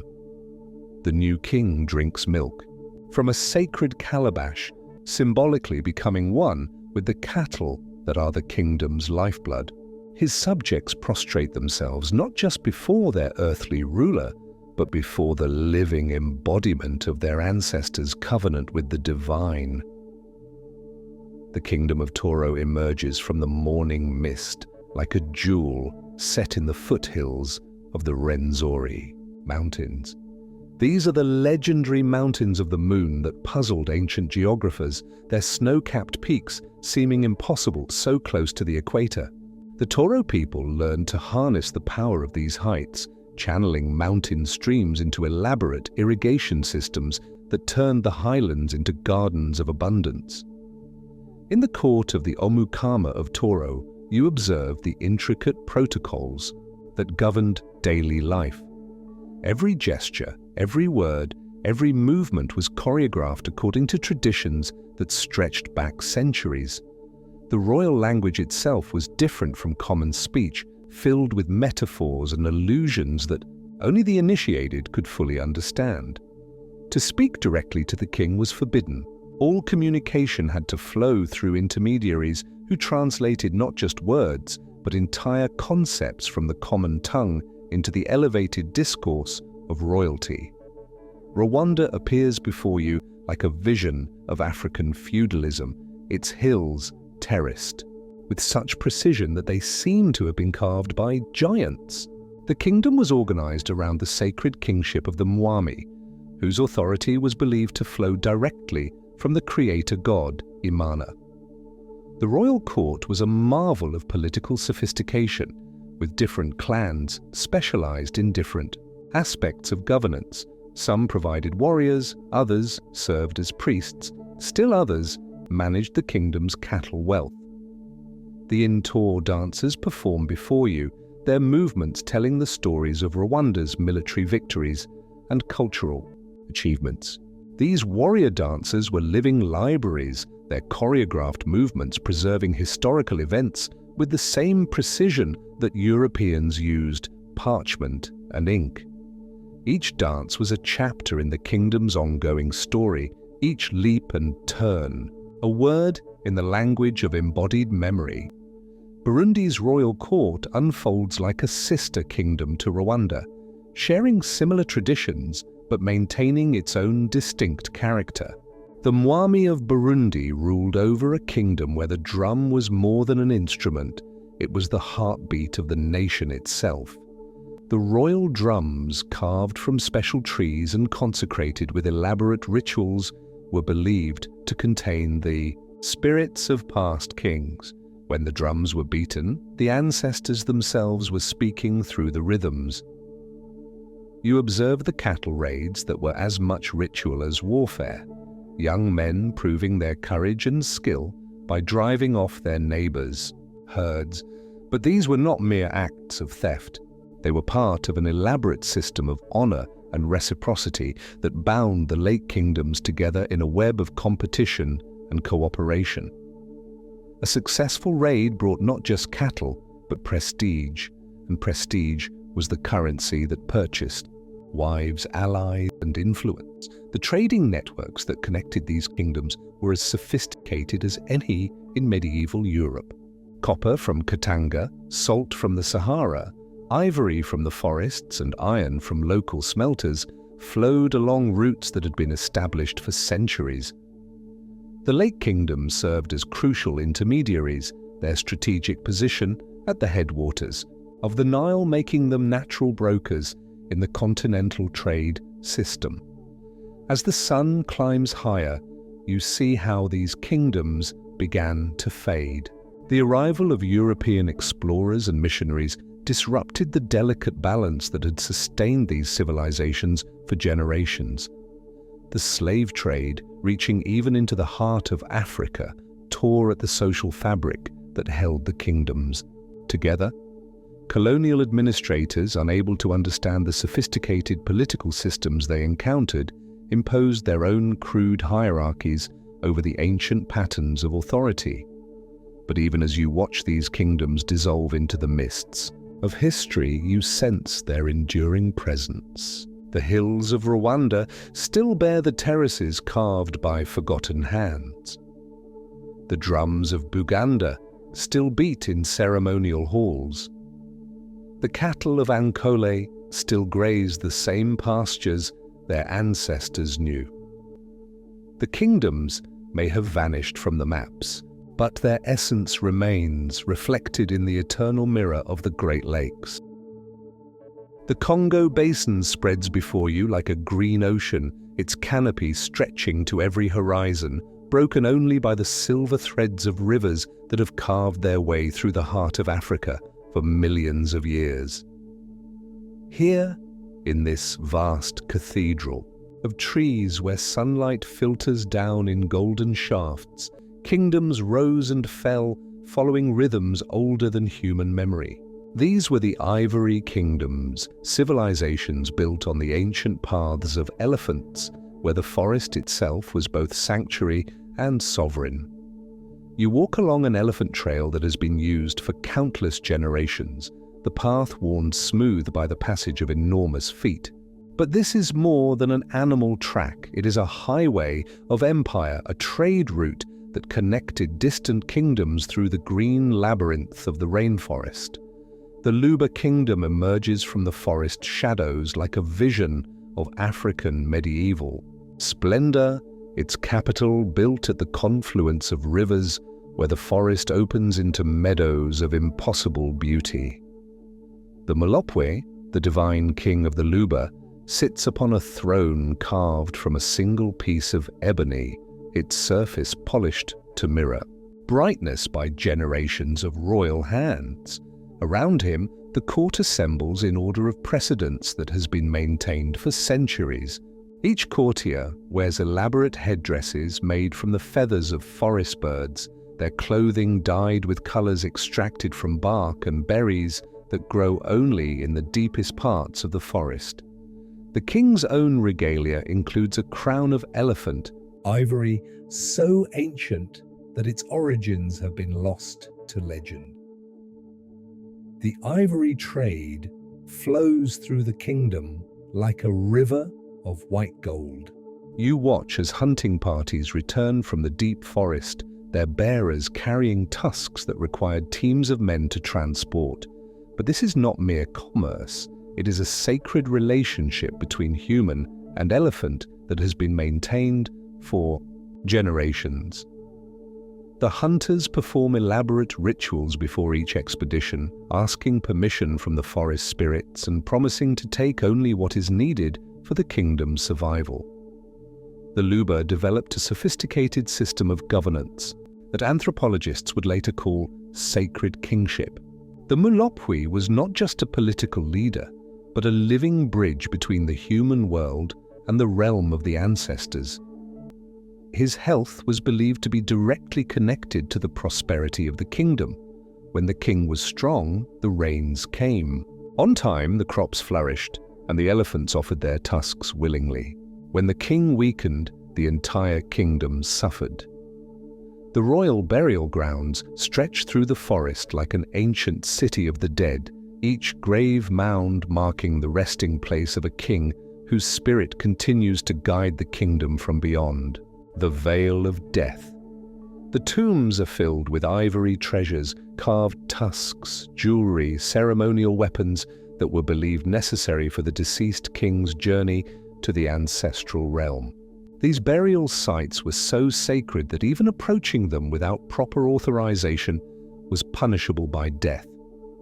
You witness the intricate ceremonies that surrounded the ivory trade, each tusk blessed by royal priests before being carved by master craftsmen whose skills had been passed down through generations.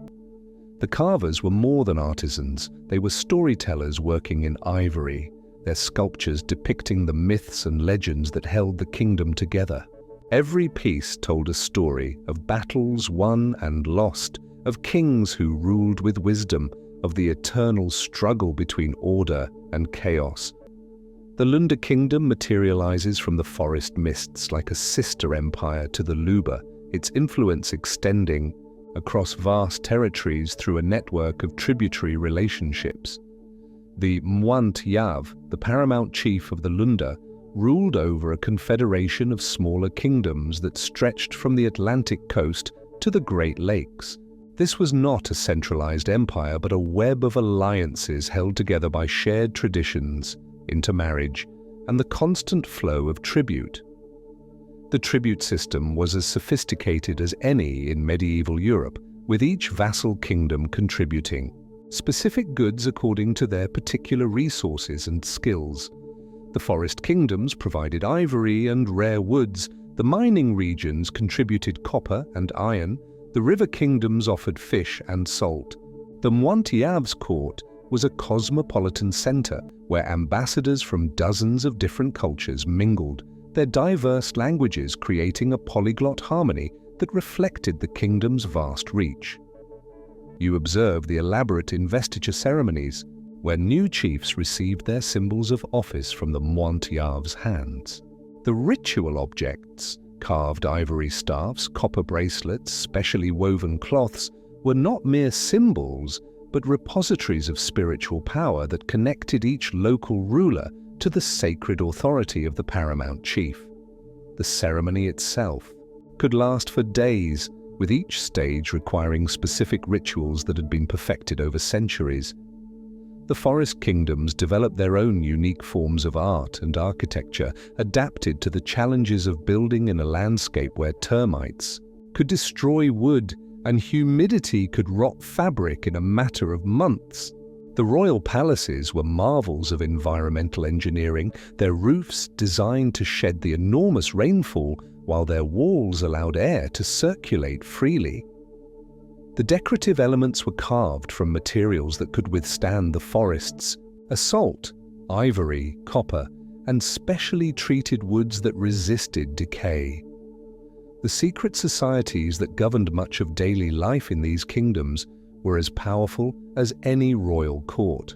The Bwami society among the Lega people created a parallel hierarchy of authority based on wisdom and initiation rather than hereditary rank. Members advanced through increasingly complex levels of knowledge, each stage marked by elaborate rituals and the acquisition of sacred objects. The highest initiates possessed ivory sculptures and masks that were considered so powerful they could only be viewed by those who had earned the right through years of study and spiritual preparation. Trading expeditions from these kingdoms reached as far as the coast, where ivory was exchanged for goods that had traveled across oceans. Portuguese traders on the Atlantic coast reported kingdoms in the interior that could field armies of thousands and whose capitals rivaled European cities in their sophistication. But the forest kept most of these kingdoms hidden from European eyes, their wealth and power protected by the green walls of the rainforest. The slave trade eventually reached even into the heart of the forest, disrupting the delicate balance that had sustained these civilizations for centuries. Kingdoms that had coexisted in relative harmony for generations found themselves forced to raid each other for captives to trade for European goods. The ivory trade, once regulated by sacred protocols, became a desperate scramble for the wealth needed to purchase firearms for protection. As colonial powers carved up Africa on their distant maps, the forest kingdoms found their ancient territories bisected by arbitrary borders that took no account of traditional boundaries or relationships. The Luba found themselves divided between what would become the Democratic Republic of Congo and Zambia. The Lunda was split between Angola, Congo, and Zambia. The colonial administrators, unable to understand the sophisticated political systems they encountered, imposed their own crude hierarchies over the ancient patterns of authority. But the forest remembers. As you stand in the green cathedral of the Congo Basin, you can still hear the echo of royal drums, still see the phantom shapes of great processions moving along the ancient elephant paths.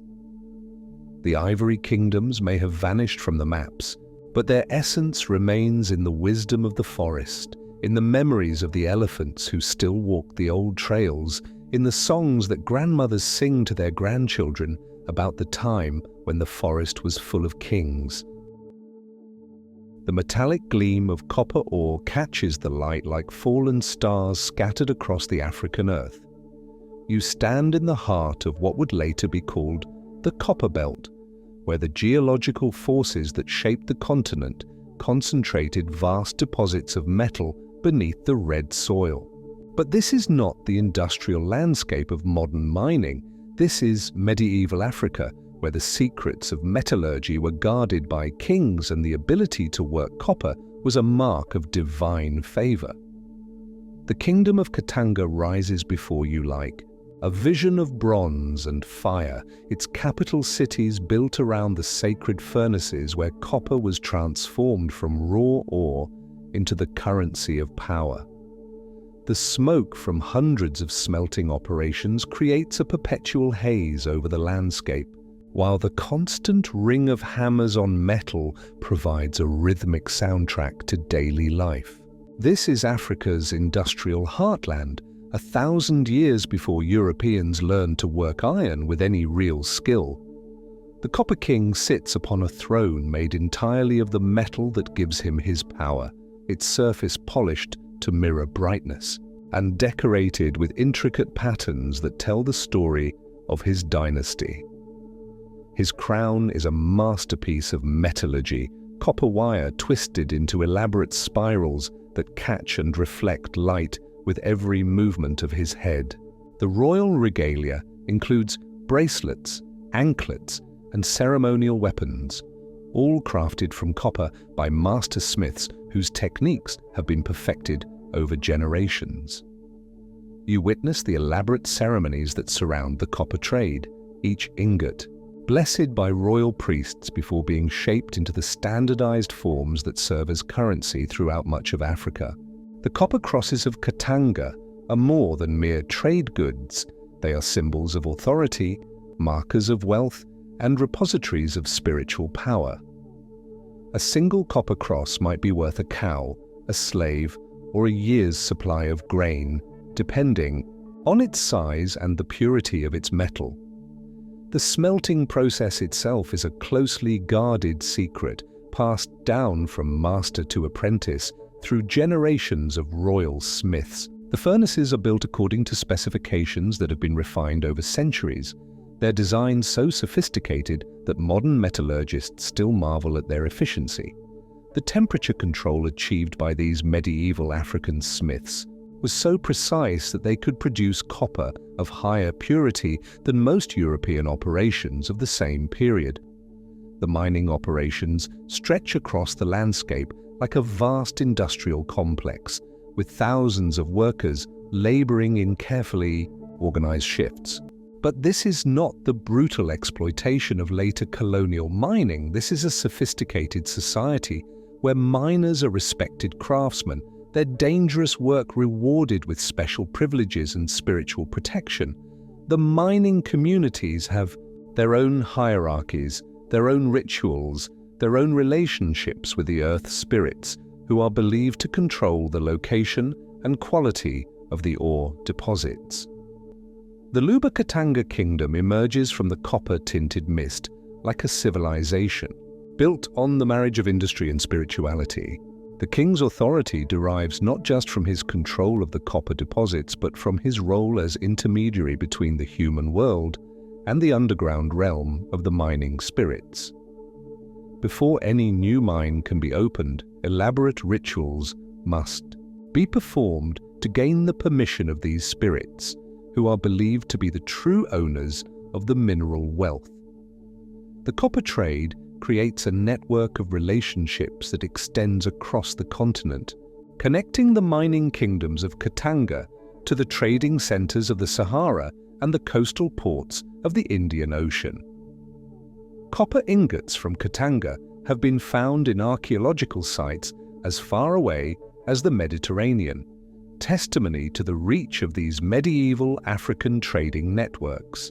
The standardized weights and measures used in the copper trade represent one of the earliest examples of international commercial standards.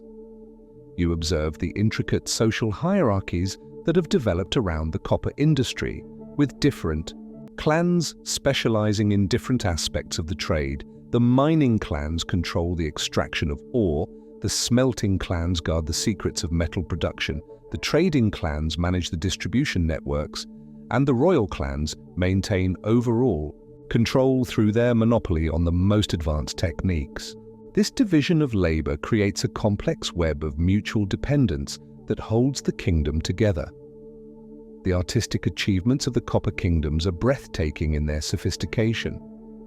The metalworkers of Katanga create sculptures that rival anything produced in medieval Europe, their understanding of metallurgy allowing them to achieve effects that European smiths could only dream of. The royal treasury contains copper artifacts of such beauty and technical perfection that they would be considered masterpieces in any museum today. The copperworking techniques developed in Katanga influence metallurgy throughout Africa, with smiths traveling hundreds of miles to learn from the masters of the copper belt. The knowledge spreads along the trade routes, carried by apprentices who have completed their training and returned to their home kingdoms to establish their own workshops. This transfer of technology represents one of the most successful examples of indigenous African innovation and cultural diffusion. The religious significance of copper in these kingdoms cannot be overstated. The metal is believed to possess spiritual properties that make it suitable for communication with the ancestors and the gods. Copper objects are used in divination ceremonies, healing rituals, and royal installations. The color of copper, ranging from the red of fresh-worked metal to the green of aged patina, is associated with the cycle of life, death, and rebirth that governs both human existence and the natural world. The military applications of copper technology give the Katanga kingdoms a significant advantage over their neighbors. While copper weapons are not as hard as iron, the superior metallurgical skills of the Katangan smiths allow them to create alloys and work-hardening techniques that produce tools and weapons of remarkable quality. The royal armies are equipped with copper-headed spears, axes, and knives that are both functional and beautiful. The decline of the copper kingdoms begins with the disruption of trade routes by the slave trade and the arrival of European goods. The traditional copper trade cannot compete with the flood of manufactured metal goods that arrive from Europe, often traded for slaves and raw materials. The knowledge that took centuries to develop begins to disappear as the old masters die, and their apprentices turn to other occupations.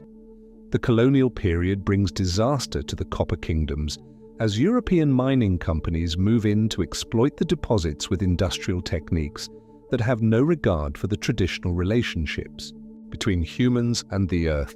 The sacred sites are desecrated, the ancient mining communities are displaced, and the knowledge of traditional metallurgy is lost as the old ways are dismissed as primitive and inefficient. But the copper remains, and with it the memory of the kingdoms that once controlled its production.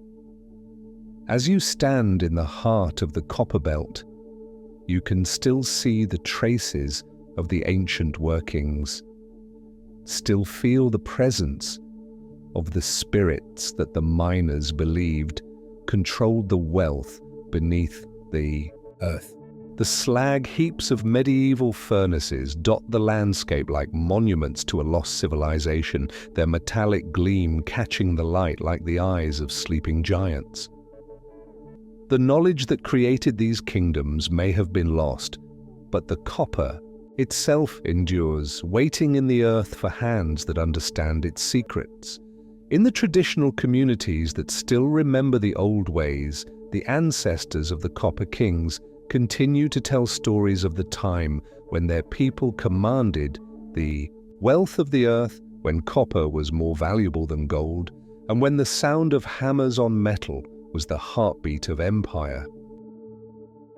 The endless expanse of the Sahara stretches before you like a golden sea, frozen in time, its dunes rolling in perfect waves toward horizons that seem to exist in another dimension.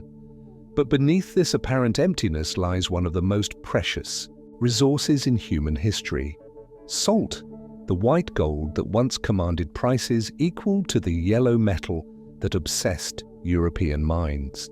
Here, where the desert meets the sky in a shimmering dance of heat and light, kingdoms rose and fell on the control of salt deposits that made their rulers among the wealthiest people on earth. You stand at the edge of the Tagaza salt mines, where crystalline deposits stretch in perfect geometric patterns across the desert floor. These are not random formations, but the carefully maintained workings of a civilization that understood the desert's secrets with the intimacy of lovers. The salt lies in sheets of perfect white, each layer representing years of evaporation in this furnace of the world. The miners who work these deposits are descendants of families who have extracted salt from this place for over 1,000 years. The Sultanate of Tagaza emerges from the desert heat like a mirage made manifest, its power based entirely on the control of salt deposits that supplied half of Africa. The Sultan's palace, built from blocks of salt cemented with mud and adorned with crystalline decorations, reflects the blazing sun with an intensity that forces you to shield your eyes. This is architecture born from the desert itself, walls that dissolve in the rare rains and must be rebuilt with each season, yet endure through centuries because the desert provides endless materials for their reconstruction. The salt caravan routes stretch across the Sahara like arteries carrying the lifeblood of commerce. You witness the departure of a great caravan, thousands of camels loaded with salt blocks, their bells creating a symphony that echoes across the dunes. Each camel carries a fortune in white crystals, salt so pure it looks like snow in the desert sun. The caravan leaders are navigators of the highest skill, able to find their way across trackless wastes, using the stars, the wind patterns, and the subtle signs that mark the ancient routes. The economic power of salt is almost impossible for modern minds to comprehend. In medieval Africa, salt was literally worth its weight in gold, and sometimes more. A single block of high-quality salt could purchase a slave, a horse, or a year's supply of grain. The salt routes were the highways of empire, connecting the desert mines to the forest kingdoms of the south, where salt was so precious it was reserved for royalty and used in the most sacred ceremonies. The kingdom of Aulil appears on the Atlantic coast like a vision of salt-white prosperity, its wealth built on the evaporation ponds that stretched along the shore. Here, the sea itself becomes a factory, solar energy and desert winds combining to create salt of extraordinary purity. The salt gardens of Aulil are engineering marvels, carefully graded pools that allow seawater to evaporate in stages, each pool producing salt of different grades and qualities.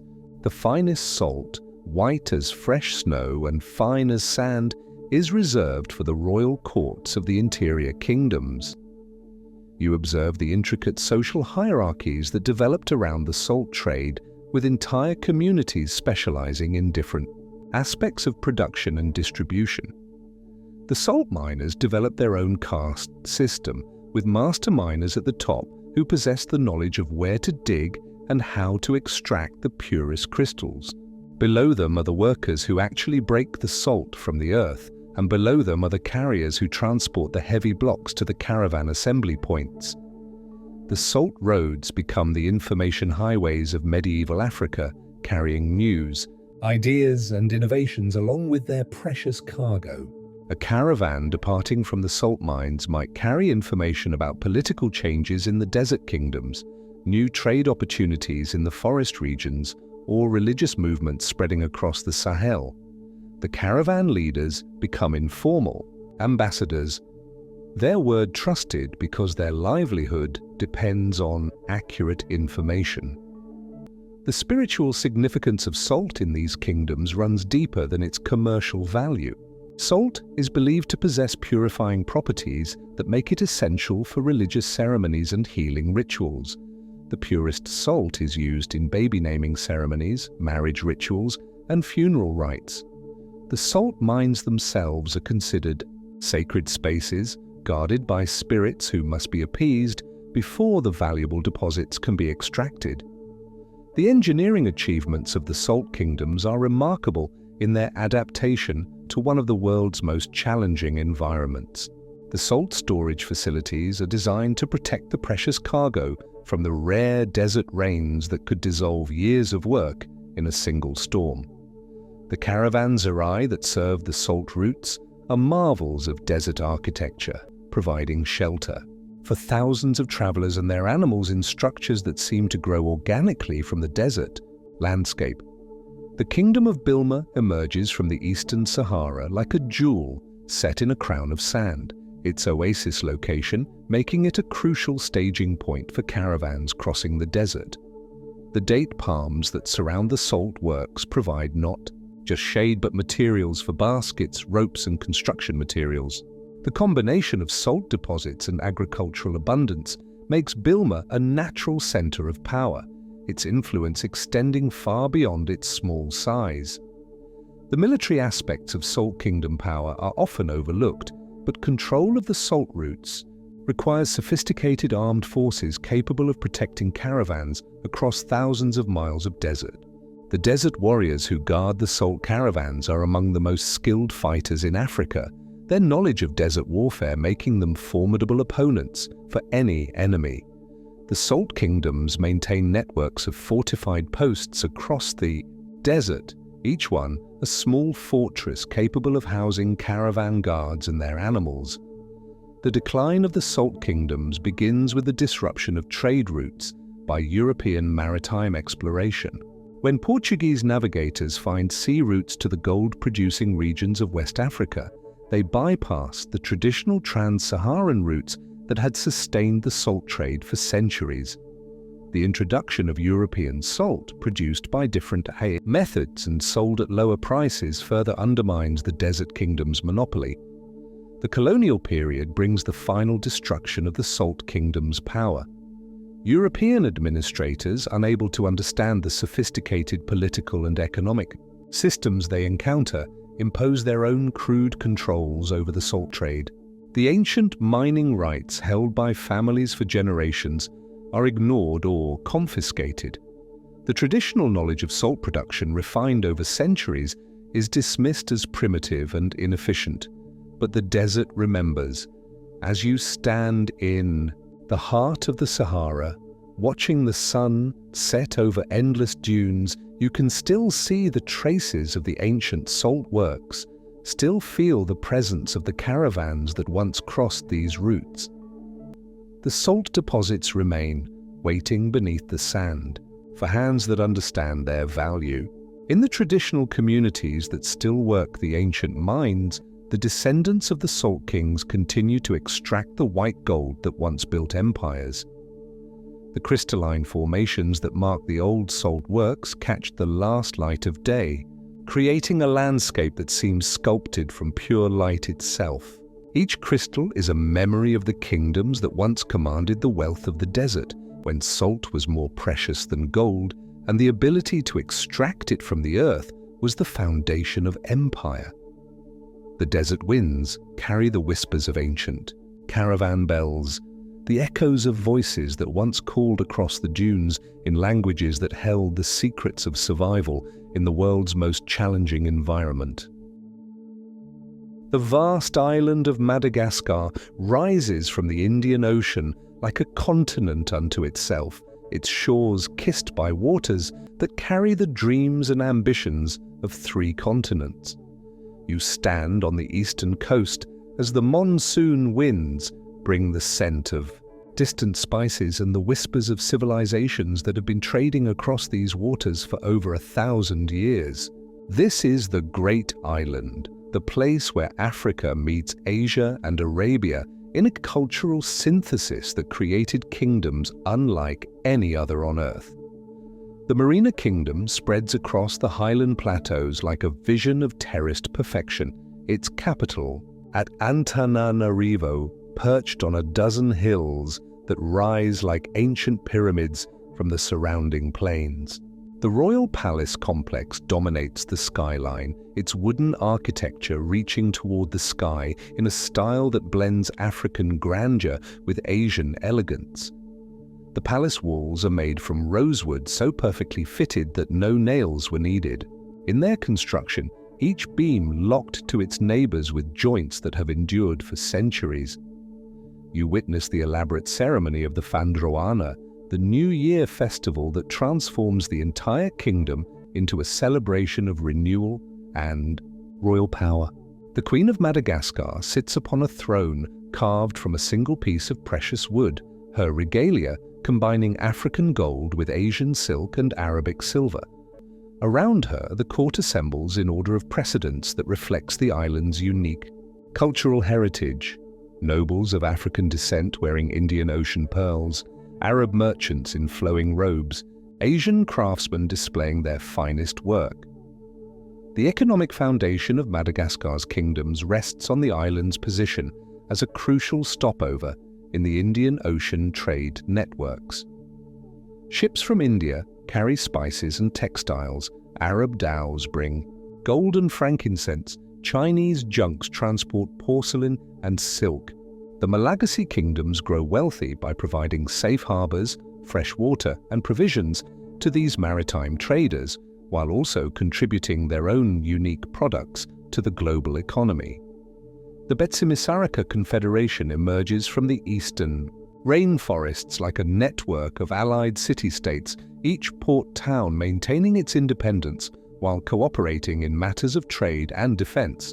The Confederation's power rests on their mastery of the Indian Ocean's seasonal winds and currents, their navigators among the most skilled in the world. The Betsimisaraka can sail their outrigger canoes across hundreds of miles of open ocean, navigating by stars, wave patterns, and the flight of seabirds. The unique ecology of Madagascar creates opportunities for trade that exist nowhere else on Earth. The island's isolation has allowed the evolution of species found nowhere else: the precious rosewood and ebony that build palaces, the rare spices that flavor royal feasts, the exotic animals that fascinate traders from distant lands. The Malagasy kingdoms develop sustainable harvesting practices that allow them to profit from these resources without depleting them, a conservation ethic that sustains their prosperity for centuries. You observe the intricate caste system that governs Malagasy society, a hierarchy that reflects the island's complex cultural origins. The Andriana nobility claim descent from the first kings, their genealogies traced back through oral traditions that preserve the memory of Madagascar's founding myths. Below them are the Hova commoners, free people who form the backbone of the kingdom's agricultural and commercial economy. At the bottom are the Andevo, descendants of slaves brought from mainland Africa, though even they can rise in status through military service or commercial success. The Sakalava kingdoms of the western coast materialize from the mangrove swamps. Like seaborne empires, their power, based on control of the Mozambique Channel and the African slave trade. The Sakalava develop a unique form of monarchy where the king's authority is balanced by powerful regional governors, each controlling a portion of the coast and its trade routes. The royal capital moves seasonally following the monsoon patterns that govern Indian Ocean commerce. The religious traditions of Madagascar create a unique synthesis of ancestral worship, Islamic influence, and Indian Ocean spiritual practices. The Malagasy kingdoms maintain elaborate burial traditions where the ancestors are regularly exhumed, rewrapped in fresh shrouds, and consulted about important decisions. These Famadihana ceremonies can last for days, with entire communities participating in rituals that reinforce social bonds and cultural identity. The military innovations of the Malagasy kingdoms reflect their unique island environment. The warrior traditions combine African weapons and tactics with Indonesian martial arts and Arab military technology. The royal armies include specialized units of amphibious fighters who can operate equally well on land or sea, their boats designed for rapid coastal raids and naval engagements. The palace schools of Antananarivo become centers of learning that rival the universities of medieval Europe. The Malagasy develop their own writing system, create libraries that preserve both local traditions and foreign knowledge, and maintain diplomatic correspondence with kingdoms across the Indian Ocean. The court scholars study Arabic literature, Indian mathematics, and Chinese philosophy, creating a cosmopolitan intellectual culture that reflects the island's position at the crossroads of three continents. The Betsileo kingdoms of the southern highlands appear like agricultural paradises, their terraced rice fields stretching across mountainous landscapes in patterns that seem to have been designed by master architects. The Betsileo, perfect irrigation techniques that allow them to grow rice at altitudes where it should be impossible, their engineering skills creating a food surplus that supports dense populations and elaborate ceremonial centers.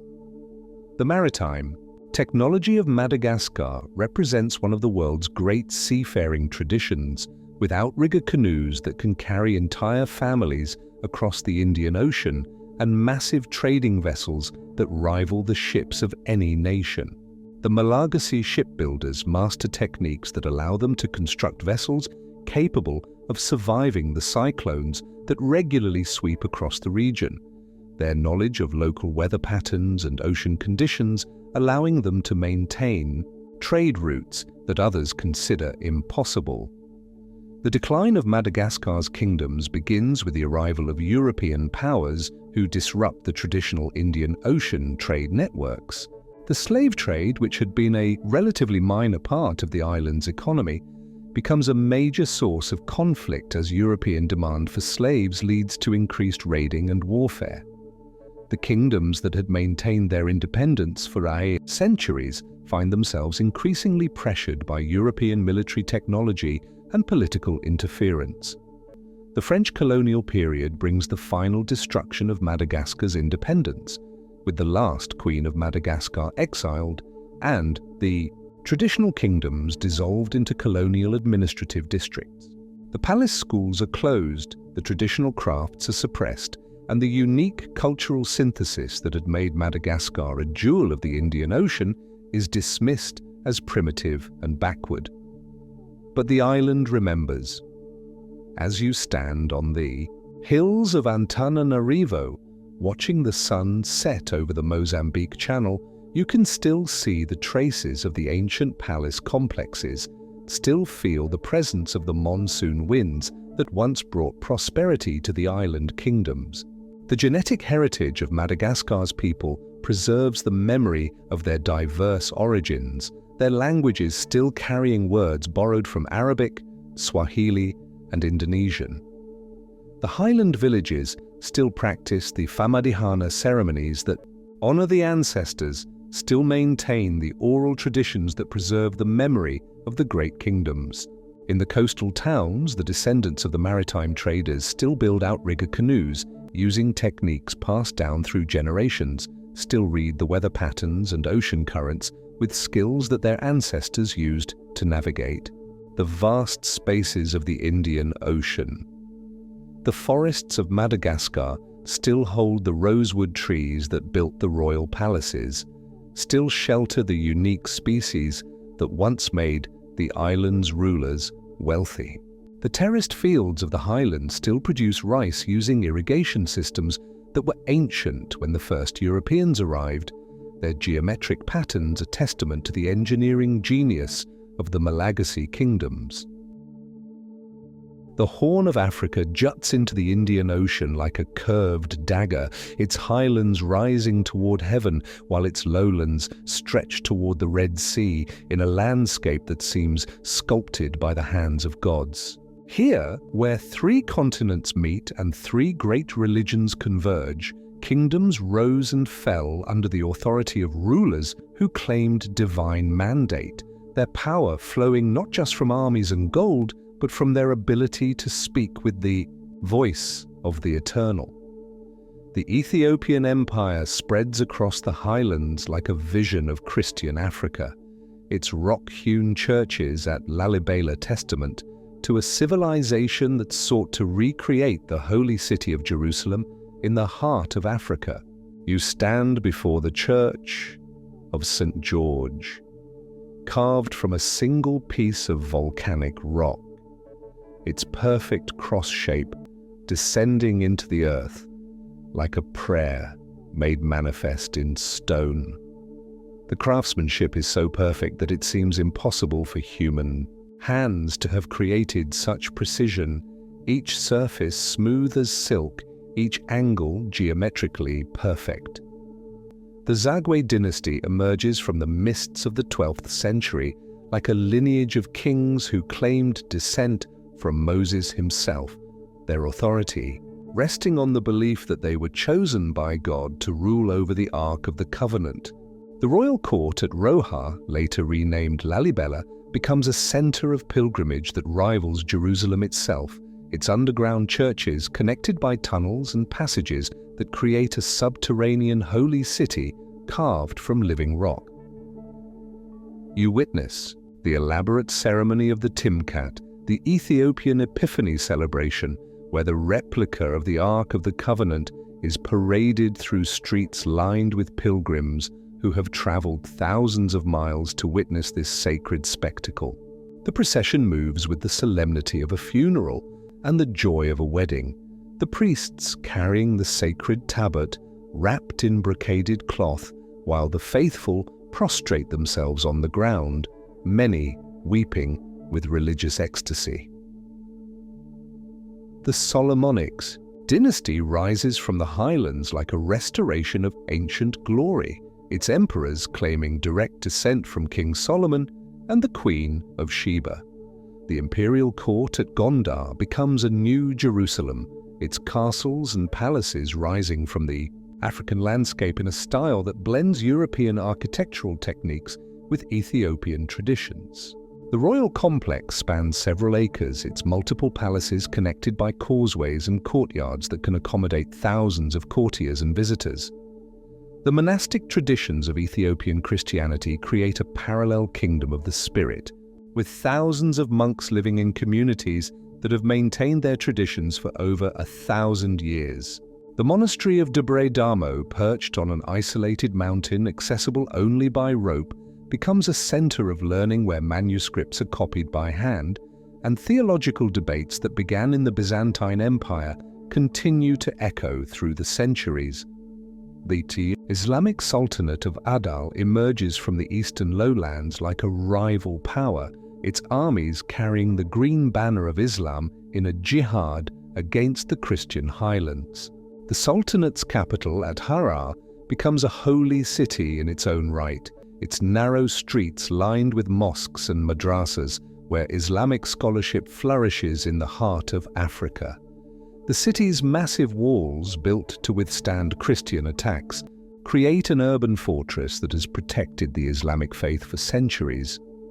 You observe the epic conflicts between Christian and Muslim kingdoms that rage across the Horn of Africa for centuries, each side claiming divine authorization for their cause.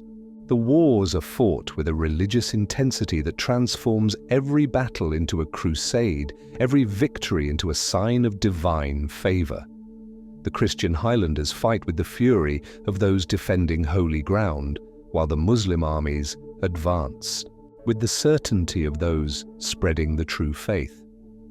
The Sultanate of Ifat appears in the Awash Valley like an oasis of Islamic civilization, its rulers claiming descent from the Prophet Muhammad himself and maintaining diplomatic relations with the Mamluk Sultanate of Egypt and the Ottoman Empire. The court at Ifat becomes a center of Islamic jurisprudence, its scholars debating questions of Islamic law that affect communities across the Horn of Africa and beyond. The religious architecture of the Horn creates a unique synthesis of faith and stone, with churches carved from rock and mosques built from coral. The Ethiopian highlands are dotted with monasteries that seem to grow from the landscape itself, their walls following the natural contours of cliff faces and mountainsides. The Islamic cities of the lowlands create their own architectural traditions, with minarets that rise like fingers pointing toward Mecca and courtyards designed to provide relief from the desert heat. The trade networks that connect the Horn of Africa to the wider world carry more than goods. They carry ideas, technologies, and religious traditions that transform the region into a crossroads of civilizations.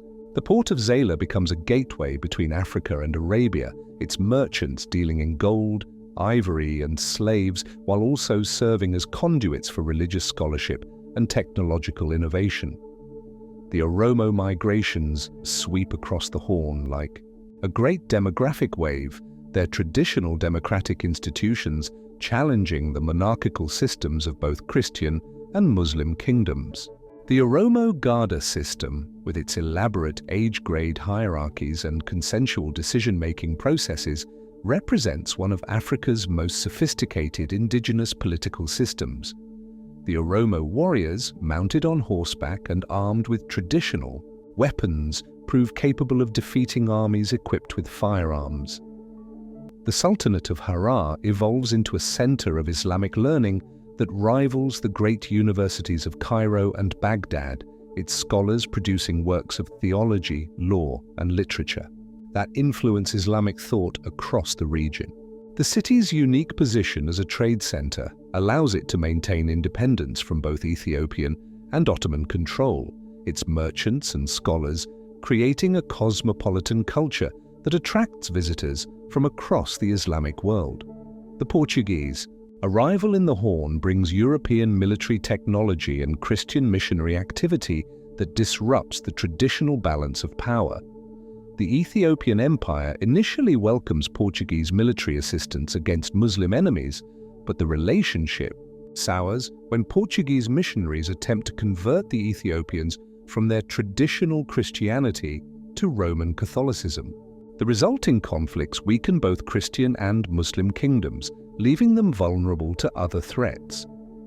The Ottoman expansion into the Red Sea region brings new players into the Horn's complex political landscape.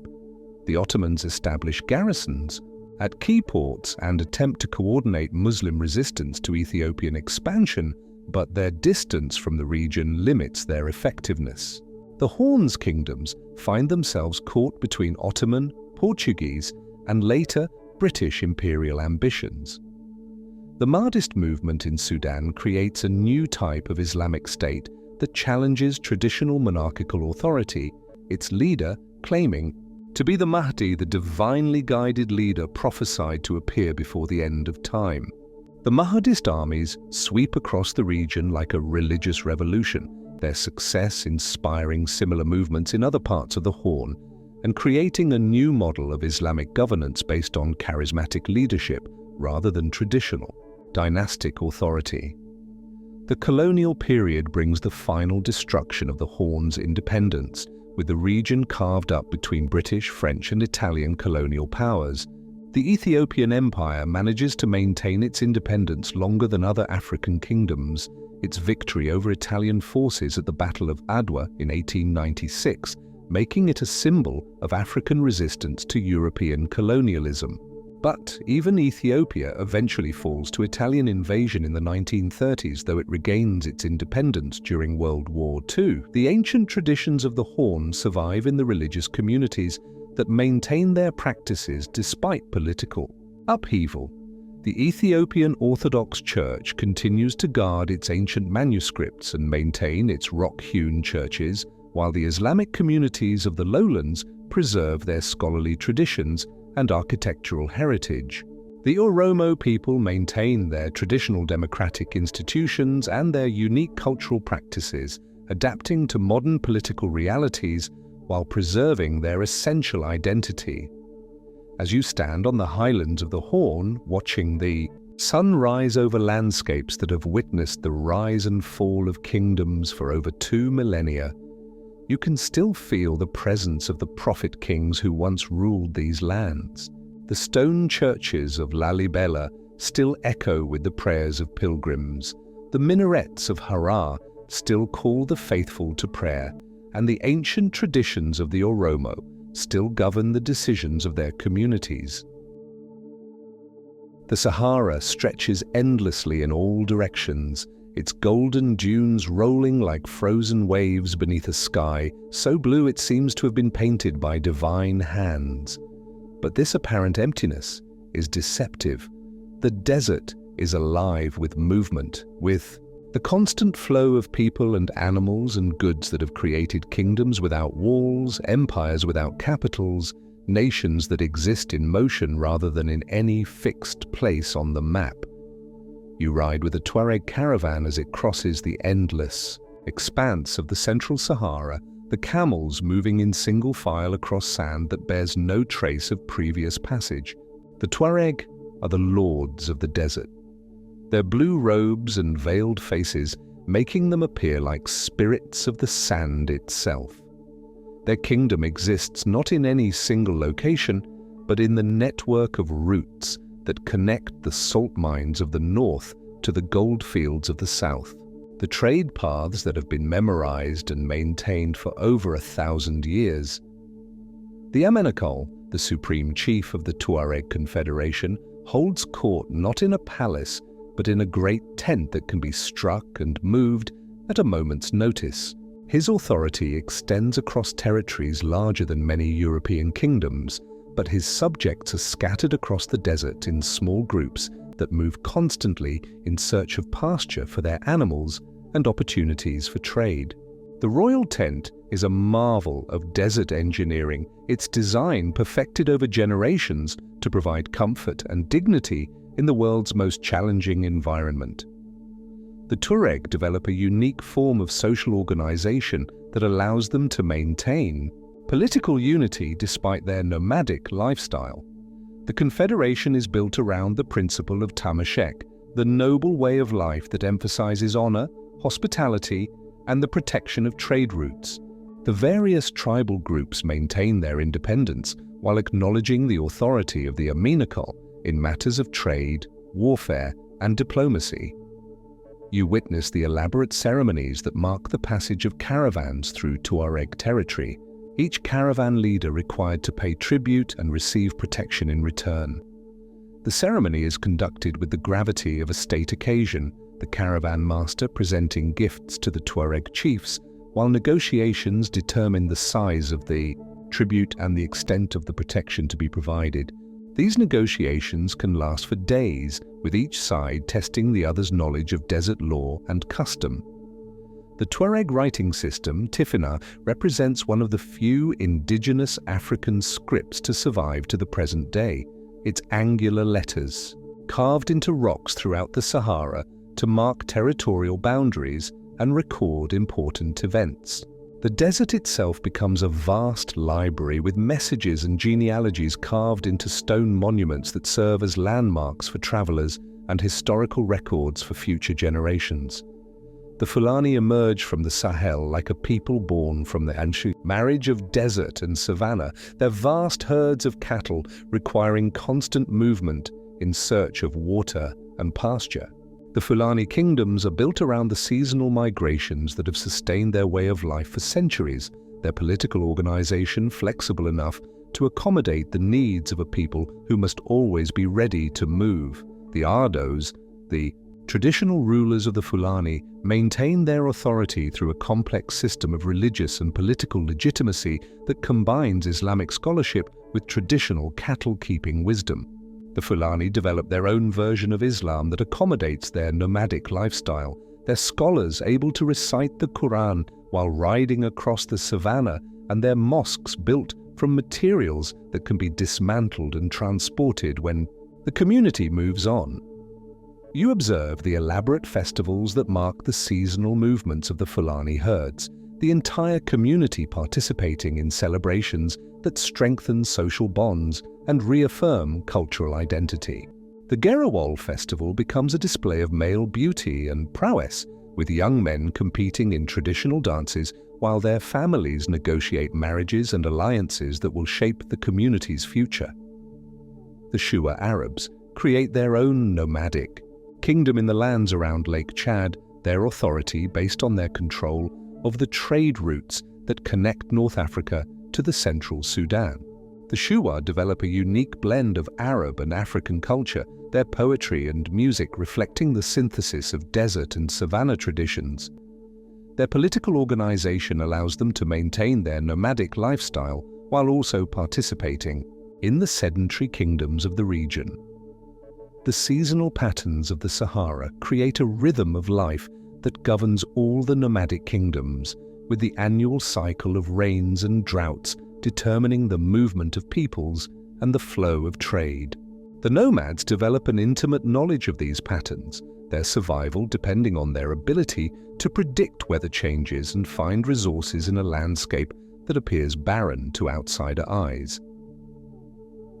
The military traditions of the nomadic kingdoms emphasize mobility and surprise, with warriors capable of appearing suddenly out of the desert to strike at enemy positions before disappearing again into the vast expanse of sand and rock.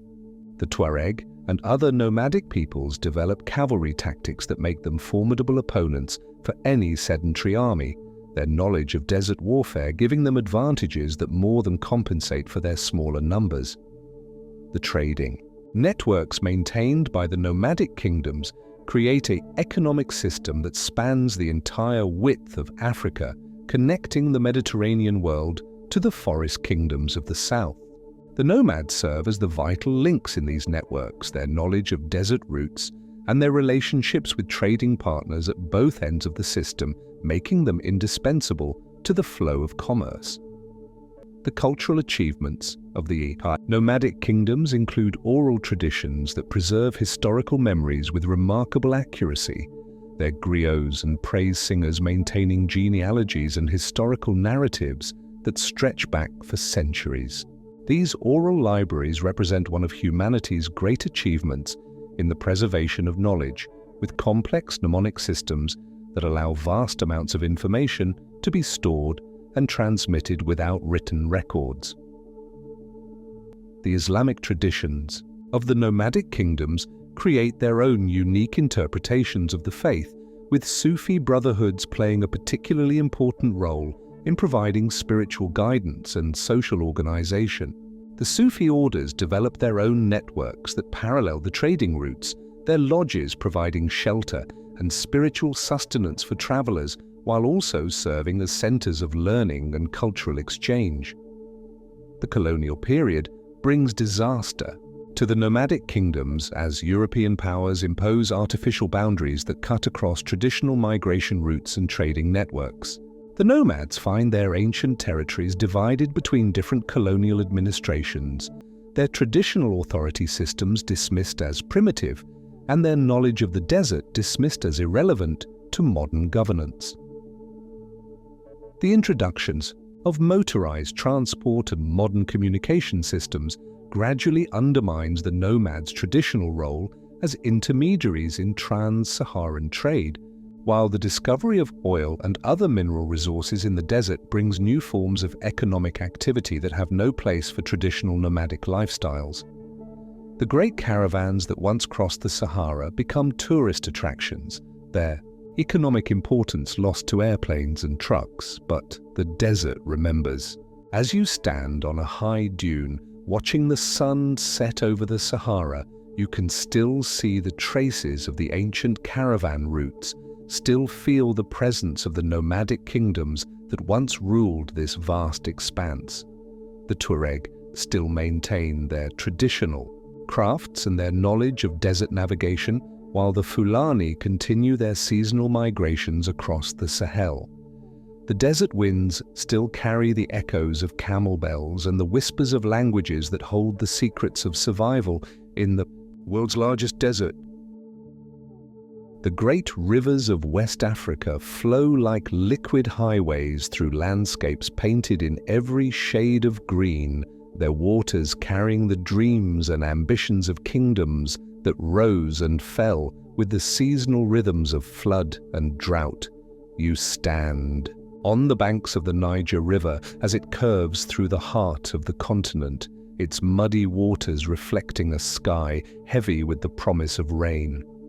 Here, where the river creates vast inland deltas and fertile floodplains, civilizations learned to dance with the waters, building empires that expanded and contracted like breathing, following the eternal pulse of Africa's greatest river. The Songhai Empire spreads along the Niger's banks like a civilization born from the marriage of water and sand, its cities rising from river ports that serve as gateways between the desert and the forest. You witness Gao at the height of its power, its harbors filled with boats of every description, sleek river canoes carved from single trees, massive cargo vessels capable of carrying tons of goods, and elegant royal barges decorated with gold and ivory that transport the court from city to city following the seasonal floods. The Askia dynasty emerges from Timbuktu like a restoration of Islamic glory, their authority resting on their ability to control both the spiritual and temporal aspects of empire. The Askia's court combines the sophistication of a medieval Islamic sultanate with the practical necessities of governing a river-based empire. The royal palace at Gao becomes a center of learning where scholars from across the Islamic world gather to debate theology, law, and philosophy, while the sound of the river provides a constant backdrop to their discussions. The seasonal flooding of the Niger creates a unique form of political organization, with the empire expanding during the flood season when river transport allows rapid communication and troop movement, then contracting during the dry season when the falling waters isolate communities and reduce central authority. The Songhai develop elaborate systems for predicting and managing these seasonal changes, their success as an empire dependent on their ability to work with rather than against the river's natural rhythms. You observe the elaborate ceremonies that mark the annual flooding of the Niger, the entire empire participating in rituals that celebrate the life-giving waters and petition the river spirits for continued prosperity. The Askia himself performs the ceremonial first fishing of the season, his success or failure in landing a fish believed to predict the empire's fortune for the coming year. The festival combines Islamic prayers with traditional African water ceremonies, creating a unique synthesis of faiths that reflects the empire's cultural complexity. The Hausa city-states emerge from the savannah like a constellation of urban jewels, each city controlling its own section of river and maintaining its independence while participating in the broader networks of trade and culture that connect the region. Kano, Katsina, Zazau, and the other Hausa cities develop their own unique characteristics while sharing common languages, customs, and economic systems that make them collectively one of Africa's most successful urban civilizations. The walls of Kano stretch for miles around the city, their massive earthwork construction representing one of Africa's greatest engineering achievements. These are not merely defensive structures, but statements of urban pride and sophisticated city planning. The walls include multiple gates, each one a checkpoint where traders must pay customs duties and travelers must present their credentials. The city within the walls becomes a cosmopolitan center where merchants from across West Africa gather to trade in goods that have traveled thousands of miles.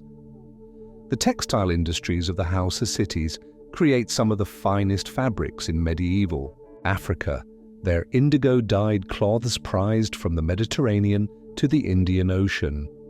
The dyeing process itself is a closely guarded secret passed down through generations of craftsmen, the deep blue color achieved through techniques that European textile makers will not master for centuries. The cloth trade becomes so important that Hausa textiles serve as a form of currency in many parts of West Africa. The kingdom of Kanem-Bornu materializes from the shores of Lake Chad like an empire built on the control of water in a semi-arid landscape. The Mai, or king of Kanem, rules over territories that extend far beyond the lake itself, but the kingdom's power ultimately rests on its control of the lake's resources and the trade routes that converge on its shores. Lake Chad serves as both highway and resource, its waters supporting fishing communities, while its shores provide pasture for vast herds of cattle. The empire's military organization reflects its environment, with cavalry forces that can move rapidly across the open savannas and naval units that control the waters of Lake Chad. The Kanem-Bornu develop their own unique military technologies, including quilted armor that provides protection from arrows while remaining light enough for cavalry warfare in the hot climate. Their mounted archers become legendary throughout the Sudan, their skills making them formidable opponents for any enemy. The Mossi kingdoms appear in the bend of the Volta River like a cluster of related states that maintain their independence, while sharing common cultural and political traditions. The Moro Naba, the emperor of the Mossi, rules from Ouagadougou, over a confederation of kingdoms that includes Yatenga, Fadangorma, and Tenkodogo. Each kingdom maintains its own royal court and army while acknowledging the spiritual supremacy of the Moro Naba, whose authority derives from his role as the living representative of the ancestors. The Mossi develop a unique form of military organization based on age grades and territorial divisions, with every able-bodied man expected to serve in the royal army when called upon. Their military tactics emphasize the coordinated use of cavalry and infantry, their horsemen providing mobility, while their foot soldiers, armed with bows and spears, provide the disciplined backbone of the army. The Mossi military system proves so effective that they successfully resist conquest by both the Songhai Empire and various Islamic jihad movements. The kingdom of Dagbon emerges from the savannah like a horse-riding aristocracy that brings new military technologies and political systems to the region. The Yana, the king of Dagbon, rules over a stratified society where the ruling class maintains its authority through superior military technology and organizational skills. The Dagbon develop their own version of the griot tradition, with court, historians who preserve the royal genealogies, and the kingdom's historical narratives through elaborate praise songs and drum languages. The seasonal patterns that govern life. Along West Africa's rivers create unique forms of architecture and urban planning, with cities that expand and contract according to the water levels. During the flood season, entire neighborhoods may be underwater, their inhabitants moving to higher ground or living in houses built on stilts. During the dry season, the receding waters reveal agricultural lands that support dense populations and generate the surplus wealth that sustains urban civilization. The fishing communities that line the rivers develop their own forms of political organization, with master fishermen serving as local leaders and ritual specialists who can predict the movements of fish and negotiate with the water spirits. The fishing rights along different sections of river are carefully regulated with complex systems of customary law governing when and where different communities can fish. These regulations ensure the sustainability of the fish populations while also preventing conflicts between communities. The agricultural systems that develop along the river valleys represent some of the most sophisticated farming techniques. In medieval Africa, with elaborate systems of flood control and irrigation that allow farmers to take advantage of the annual floods while protecting their crops from destructive high waters. The farmers develop techniques for predicting flood levels and timing their planting accordingly, their success depending on intimate knowledge of local weather patterns and river behavior. The decline of the river kingdoms begins with the disruption of trade routes by the Atlantic slave trade and the arrival of European merchants who bypass the traditional trans-Saharan networks. The kingdoms that had grown wealthy by controlling river commerce find their monopolies broken by new technologies and new trade relationships that they cannot control. The introduction of firearms changes the military balance, favoring kingdoms that can afford European weapons over those that rely on traditional military technologies. The colonial period brings the final destruction of the river kingdom's independence, with European powers using their control of river transport to project military power deep into the interior of West Africa. The great rivers that had been highways of indigenous empires become arteries of colonial conquest, their waters carrying European gunboats and colonial administrators to the heart of kingdoms that had maintained their independence for centuries. But the rivers remember. As you stand on the banks of the Niger, watching the sun set over waters that have flowed for millions of years, you can still feel the presence of the great kingdoms that once controlled these waters. The seasonal floods still come with the same regularity that sustained the Songhai Empire. The fishing communities still follow techniques developed by their ancestors, and the farmers still plant their crops according to the ancient rhythms of the river. The 19th century dawns across Africa like a blood-red sun rising over a continent on the edge of transformation, its ancient kingdoms standing like proud trees before an approaching storm. You witness the final flowering of African independence, the last generations of kings and queens who rule by the ancient laws of the ancestors, their realms still intact but already feeling the tremors of change that will soon reshape the entire continent. The kingdom of Buganda stands at the height of its power on the shores of Lake Victoria, its Kabaka ruling over 1 million subjects from his palace on Mengo Hill. The royal court has grown sophisticated beyond the dreams of earlier generations, with European visitors marveling at the organization of the kingdom and the intelligence of its ruler. The Kabaka Mutesa has learned to play the great powers against each other, welcoming Christian missionaries while maintaining his kingdom's traditional religions, accepting European advisors while preserving his absolute authority. You observe the elaborate protocol of the Buganda court, where European explorers like John Hanning Speke and James Grant are received with ceremonies that blend African majesty with calculated diplomacy. The Kabaka sits on his throne of ivory and gold, his regalia combining traditional symbols of power with gifts from European visitors, while his courtiers arrange themselves according to hierarchies that reflect both ancient custom and new political realities. The Ashanti Empire appears in the forests of what is now Ghana like a golden dream that refuses to fade, its armies still capable of fielding thousands of warriors despite decades of conflict with British forces on the coast. The golden stool, the sacred symbol of Ashanti unity, remains hidden from European eyes, while the Asantehene continues to rule over a confederation of states that stretches across much of the forest region. The kingdom's wealth, built on gold mining and the slave trade, allows it to purchase modern weapons and maintain its independence longer than many of its neighbors.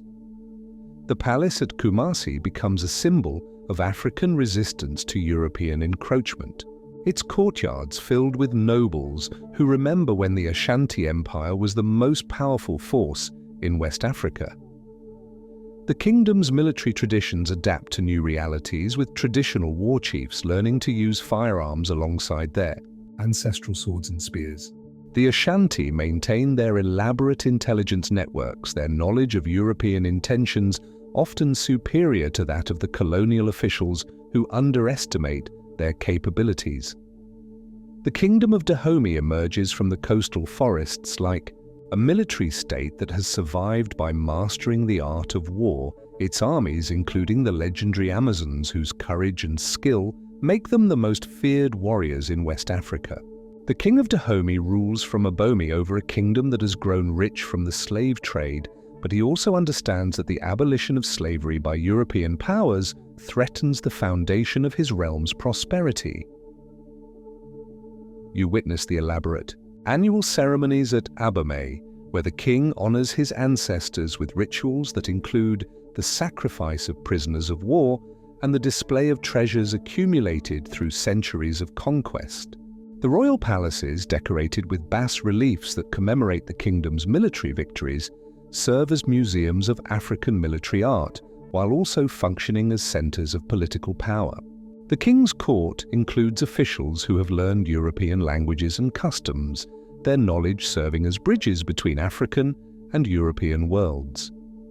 The Ethiopian Empire under Emperor Tewodros II represents the last great attempt at African modernization on African terms, the emperor's vision encompassing the creation of a unified Ethiopian state equipped with modern weapons and governed according to both Christian principles and practical necessities.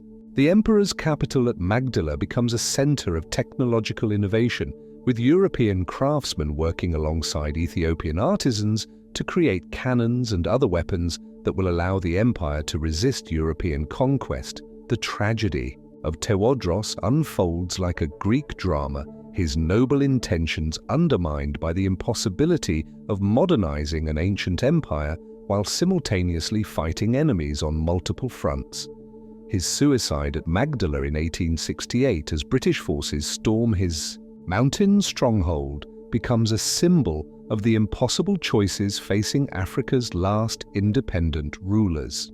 The emperor chooses death over surrender, his final act a statement that some things are more valuable than life itself. The Mahdist state in Sudan appears like a religious revolution that temporarily reverses the tide of European conquest. The Mahdi's armies driving British and Egyptian forces from vast territories through a combination of religious fervor and military skill. The Mahdi himself dies shortly after his victory, but his successor, the Khalifa Abdullah, proves capable of governing a state that encompasses much of the eastern Sudan. The Mahdist capital at Omdurman becomes a center of Islamic learning and political power that demonstrates Africa's continued capacity for self-governance. The Mahdist military system combines traditional Sudanese fighting techniques with Islamic military traditions, creating armies that prove capable of defeating European-trained forces through superior knowledge of local conditions and unshakable religious conviction. The Battle of Khartoum, where General Gordon dies defending the city against Mahdist forces, becomes a symbol of European vulnerability in the face of determined African resistance. The Kingdom of Congo, in its final phase, appears like an ancient tree still putting forth new growth despite the damage inflicted by centuries of slave trading. The Manikongo continues to rule from Mbanza Congo, but his authority has been weakened by the Portuguese presence in Angola and the disruption of traditional trade networks. The kingdom attempts to modernize itself by adopting European political and military techniques, but the effort comes too late to prevent eventual absorption into the Portuguese colonial empire. The royal court at Mbanza Congo becomes a study in cultural adaptation, with traditional African political systems modified to accommodate European expectations while trying to preserve essential aspects of Congolese identity. The kingdom's conversion to Christianity, begun in the 16th century, reaches its culmination in the 19th century as the royal family attempts to use their Christian identity to gain European recognition of their legitimacy. The Zulu kingdom under Shaka and his successors represents perhaps the most successful example of African military adaptation to the challenges of the 19th century, the kingdom's military innovations allowing it to dominate much of southeastern Africa for several decades.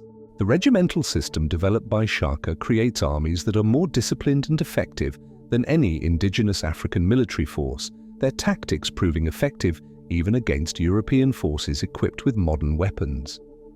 You witness the Battle of Isandlwana, where Zulu forces inflict a devastating defeat on British troops, demonstrating that African military skills remain formidable when properly organized and led. The victory is temporary. The British return with overwhelming force and eventually destroy the Zulu kingdom, but it serves as a reminder that European conquest is not inevitable, that African resistance can succeed when it combines traditional knowledge with tactical innovation.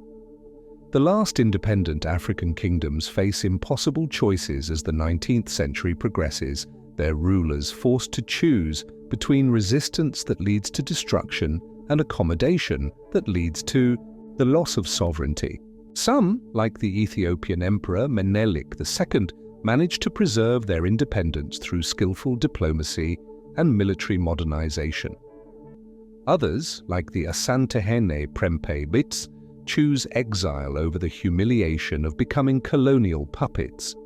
The Berlin Conference of 1884-1885 becomes the symbolic moment when Africa's fate is decided by European powers meeting in rooms thousands of miles from the continent itself, the ancient kingdoms reduced to colored areas on maps drawn by men who have never seen the lands they are dividing. The conference participants show no interest in the political systems they are destroying, the diplomatic traditions they are ignoring, or the human cost of their decisions. The resistance that follows takes many forms, from the military campaigns of leaders like Samori Toure in West Africa to the religious movements led by prophets who promised divine intervention against the invaders. The Italian defeat at Adwa in 1896, where Ethiopian forces destroy an entire European army, becomes a symbol of hope for Africans across the continent, proof that European technology and organization are not invincible, but the tide of conquest proves unstoppable. One by one, the last kingdoms fall to European forces equipped with modern weapons and backed by industrial economies that can sustain military campaigns across vast distances. The ancient drums that once called warriors to battle fall silent. The royal courts that had governed for centuries are disbanded, and the kings who had ruled by divine right are either killed, exiled, or reduced to ceremonial figures with no real power. You stand in the eternal present, surrounded by the invisible presence of all the kingdoms that have vanished from the maps but never truly disappeared from the world. The morning sun rises over landscapes that bear the subtle signatures of ancient civilizations, the slight elevation that marks a buried palace, the unusual fertility of soil that once supported a great city, the alignment of villages that still follows roads laid out by forgotten engineers. This is the eternal kingdom, the realm where memory transforms into something more enduring than stone, more precious than gold.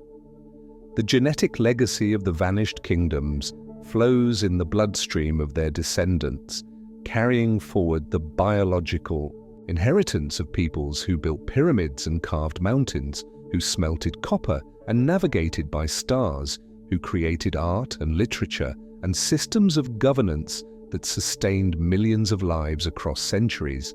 Every face in a modern African crowd carries the features of ancient royalty. Every child born today inherits the accumulated wisdom of ancestors who knew secrets that the modern world has forgotten. The archaeological evidence emerges from the earth like fragments of dreams made manifest, each potsherd and metal fragment and carved stone a word in a vast text that tells the story of human achievement.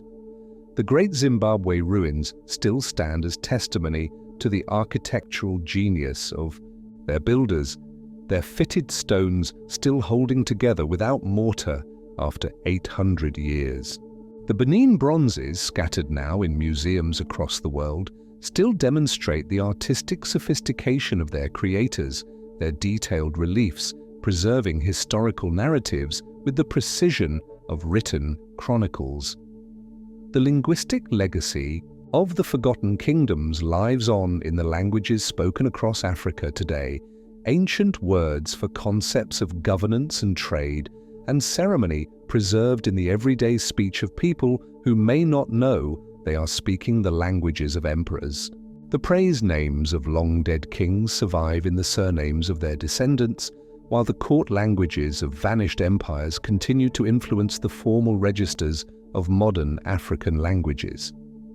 The musical traditions carry forward the rhythms and melodies that once accompanied royal ceremonies and religious festivals, the drum patterns that announced the approach of kings, and the vocal styles that preserved historical narratives through the centuries. Every traditional song performed today contains echoes of the court musicians who once entertained the rulers of Kush and Mali, Songhai and Buganda, their artistic legacy transmitted through generations of singers who preserved the old melodies, even when they forgot their original meanings. The agricultural techniques developed by the ancient kingdoms continue to sustain millions of people across Africa. Their innovations in crop selection and soil management and water conservation proving more sustainable than many modern alternatives.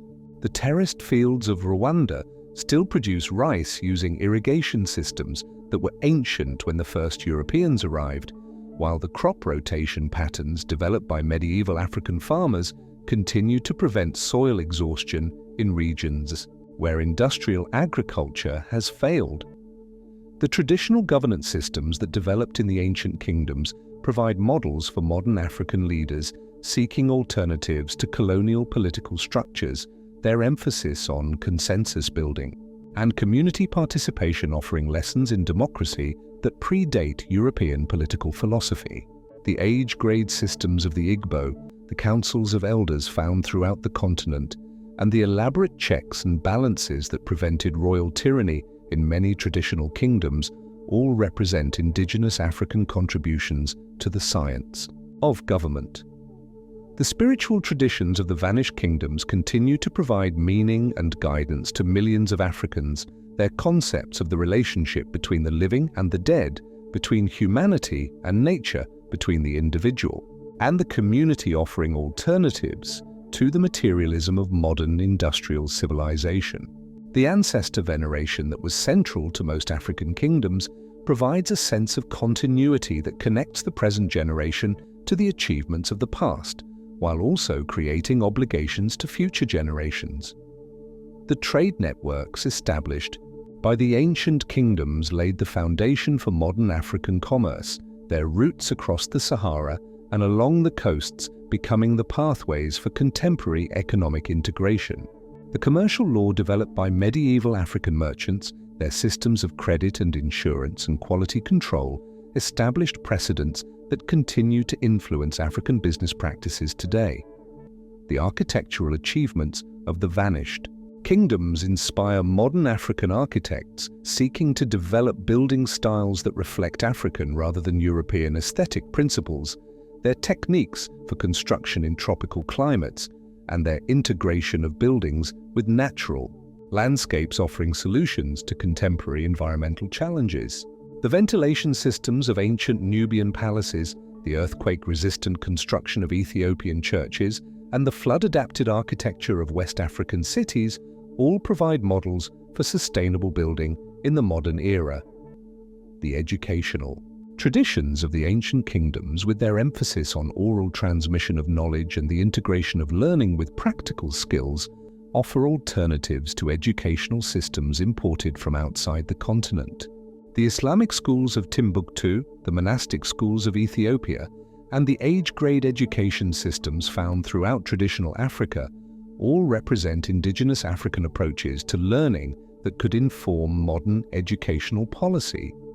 The medical knowledge preserved in traditional healing systems represents the accumulated wisdom of generations of African physicians and pharmacologists, their understanding of the therapeutic properties of indigenous plants, and their holistic approaches to healthcare, offering valuable insights for modern medical practice.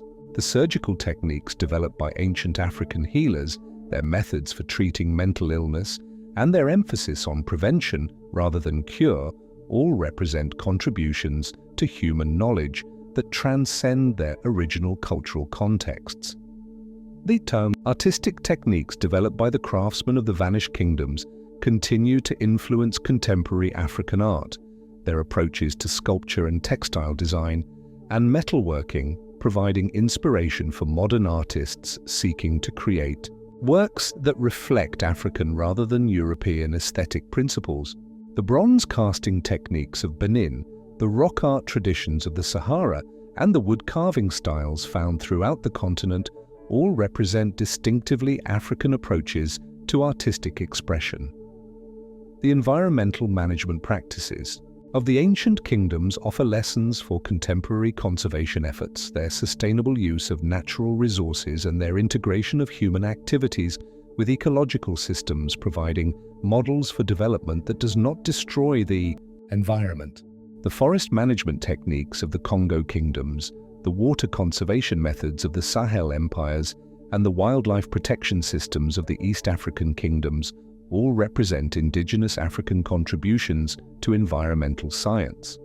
The technological innovations of the vanished kingdoms continue to influence African development, their solutions to the challenges of life in tropical environments offering alternatives to technologies developed for temperate climates. The iron-working techniques that allowed ancient African societies to clear forests and expand agriculture, the navigation methods that enabled trade across vast distances, and the construction techniques that created buildings adapted to local Climates all represent indigenous African contributions to human technology. As the sun reaches its zenith, you realize that the kingdoms have not truly vanished at all. They have simply transformed, their essence absorbed into the ongoing life of the continent and its people. Every market transaction conducted in traditional African commercial centers carries forward the trading practices of ancient merchants. Every dispute resolved by traditional courts applies legal principles developed by ancient kingdoms. Every ceremony performed in African communities recreates rituals that once honored the kings of vanished empires. The Eternal Kingdom exists not in any single place, but in the collective memory of the African people, in their stories and songs and customs that preserve the achievements of their ancestors.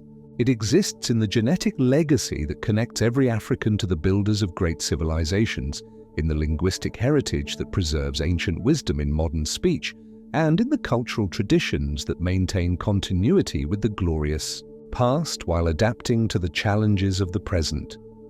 The forgotten kingdoms live on in the dreams of their descendants, in the aspirations of modern African leaders who seek to restore their continent to its former greatness, and in the work of scholars and artists who labor to recover and preserve the memory of Africa's golden age.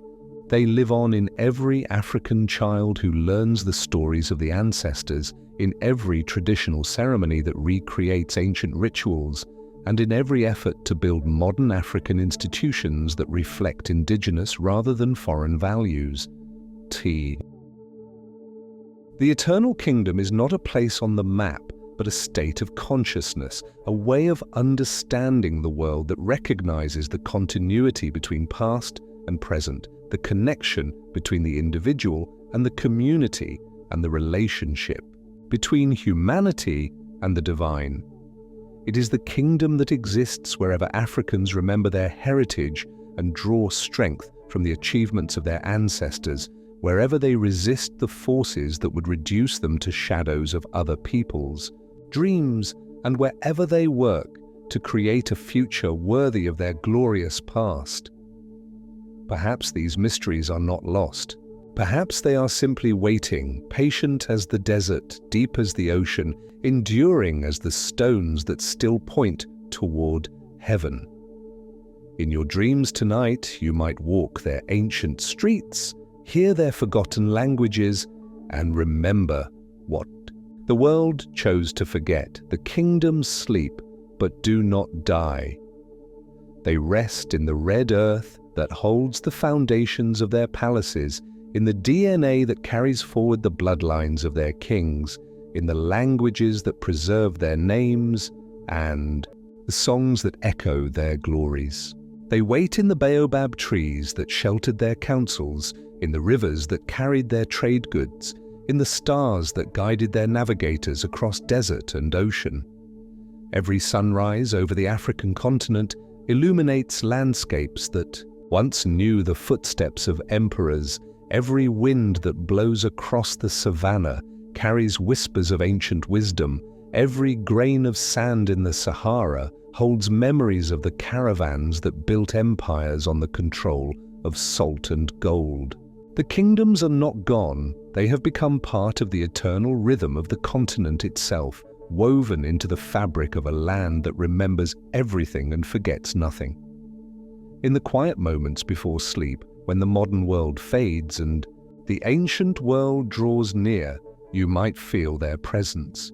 The Nubian pharaohs still rule in the shadow of their pyramids. The merchants of Aksum still count their profits in golden coins. The bronze workers of Benin still shape metal with techniques that turn art into prayer. The salt kings still command their crystalline empires. The copper lords still hear the ring of hammers on anvils. The ivory kingdoms still echo with the trumpeting of elephants walking ancient paths. The scholarly kings of Timbuktu still debate. In libraries filled with the wisdom of ages, the lake kingdoms still reflect the glory of their courts. In waters that mirror eternity, the mountain kingdoms still carve prayers in living rock. The nomad empires still move across endless horizons, following routes written in the memory of desert winds, while the river kingdoms still rise and fall with the eternal rhythms of flood and drought.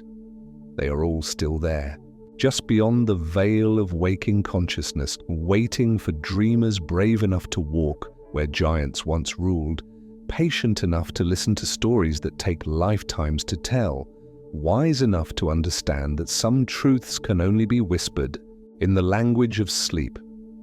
Rest now, traveler.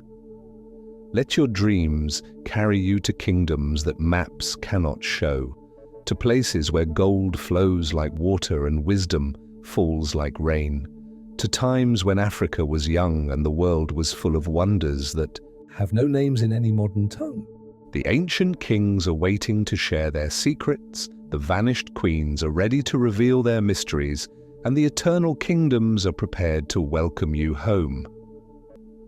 Sleep well, and remember, the greatest kingdoms are not built of stone and gold, but of memory and dream, hope and heritage.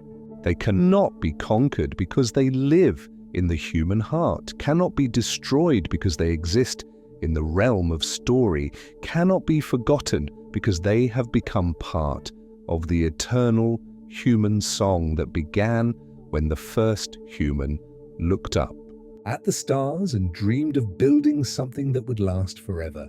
The kingdoms are still there. They are waiting for you.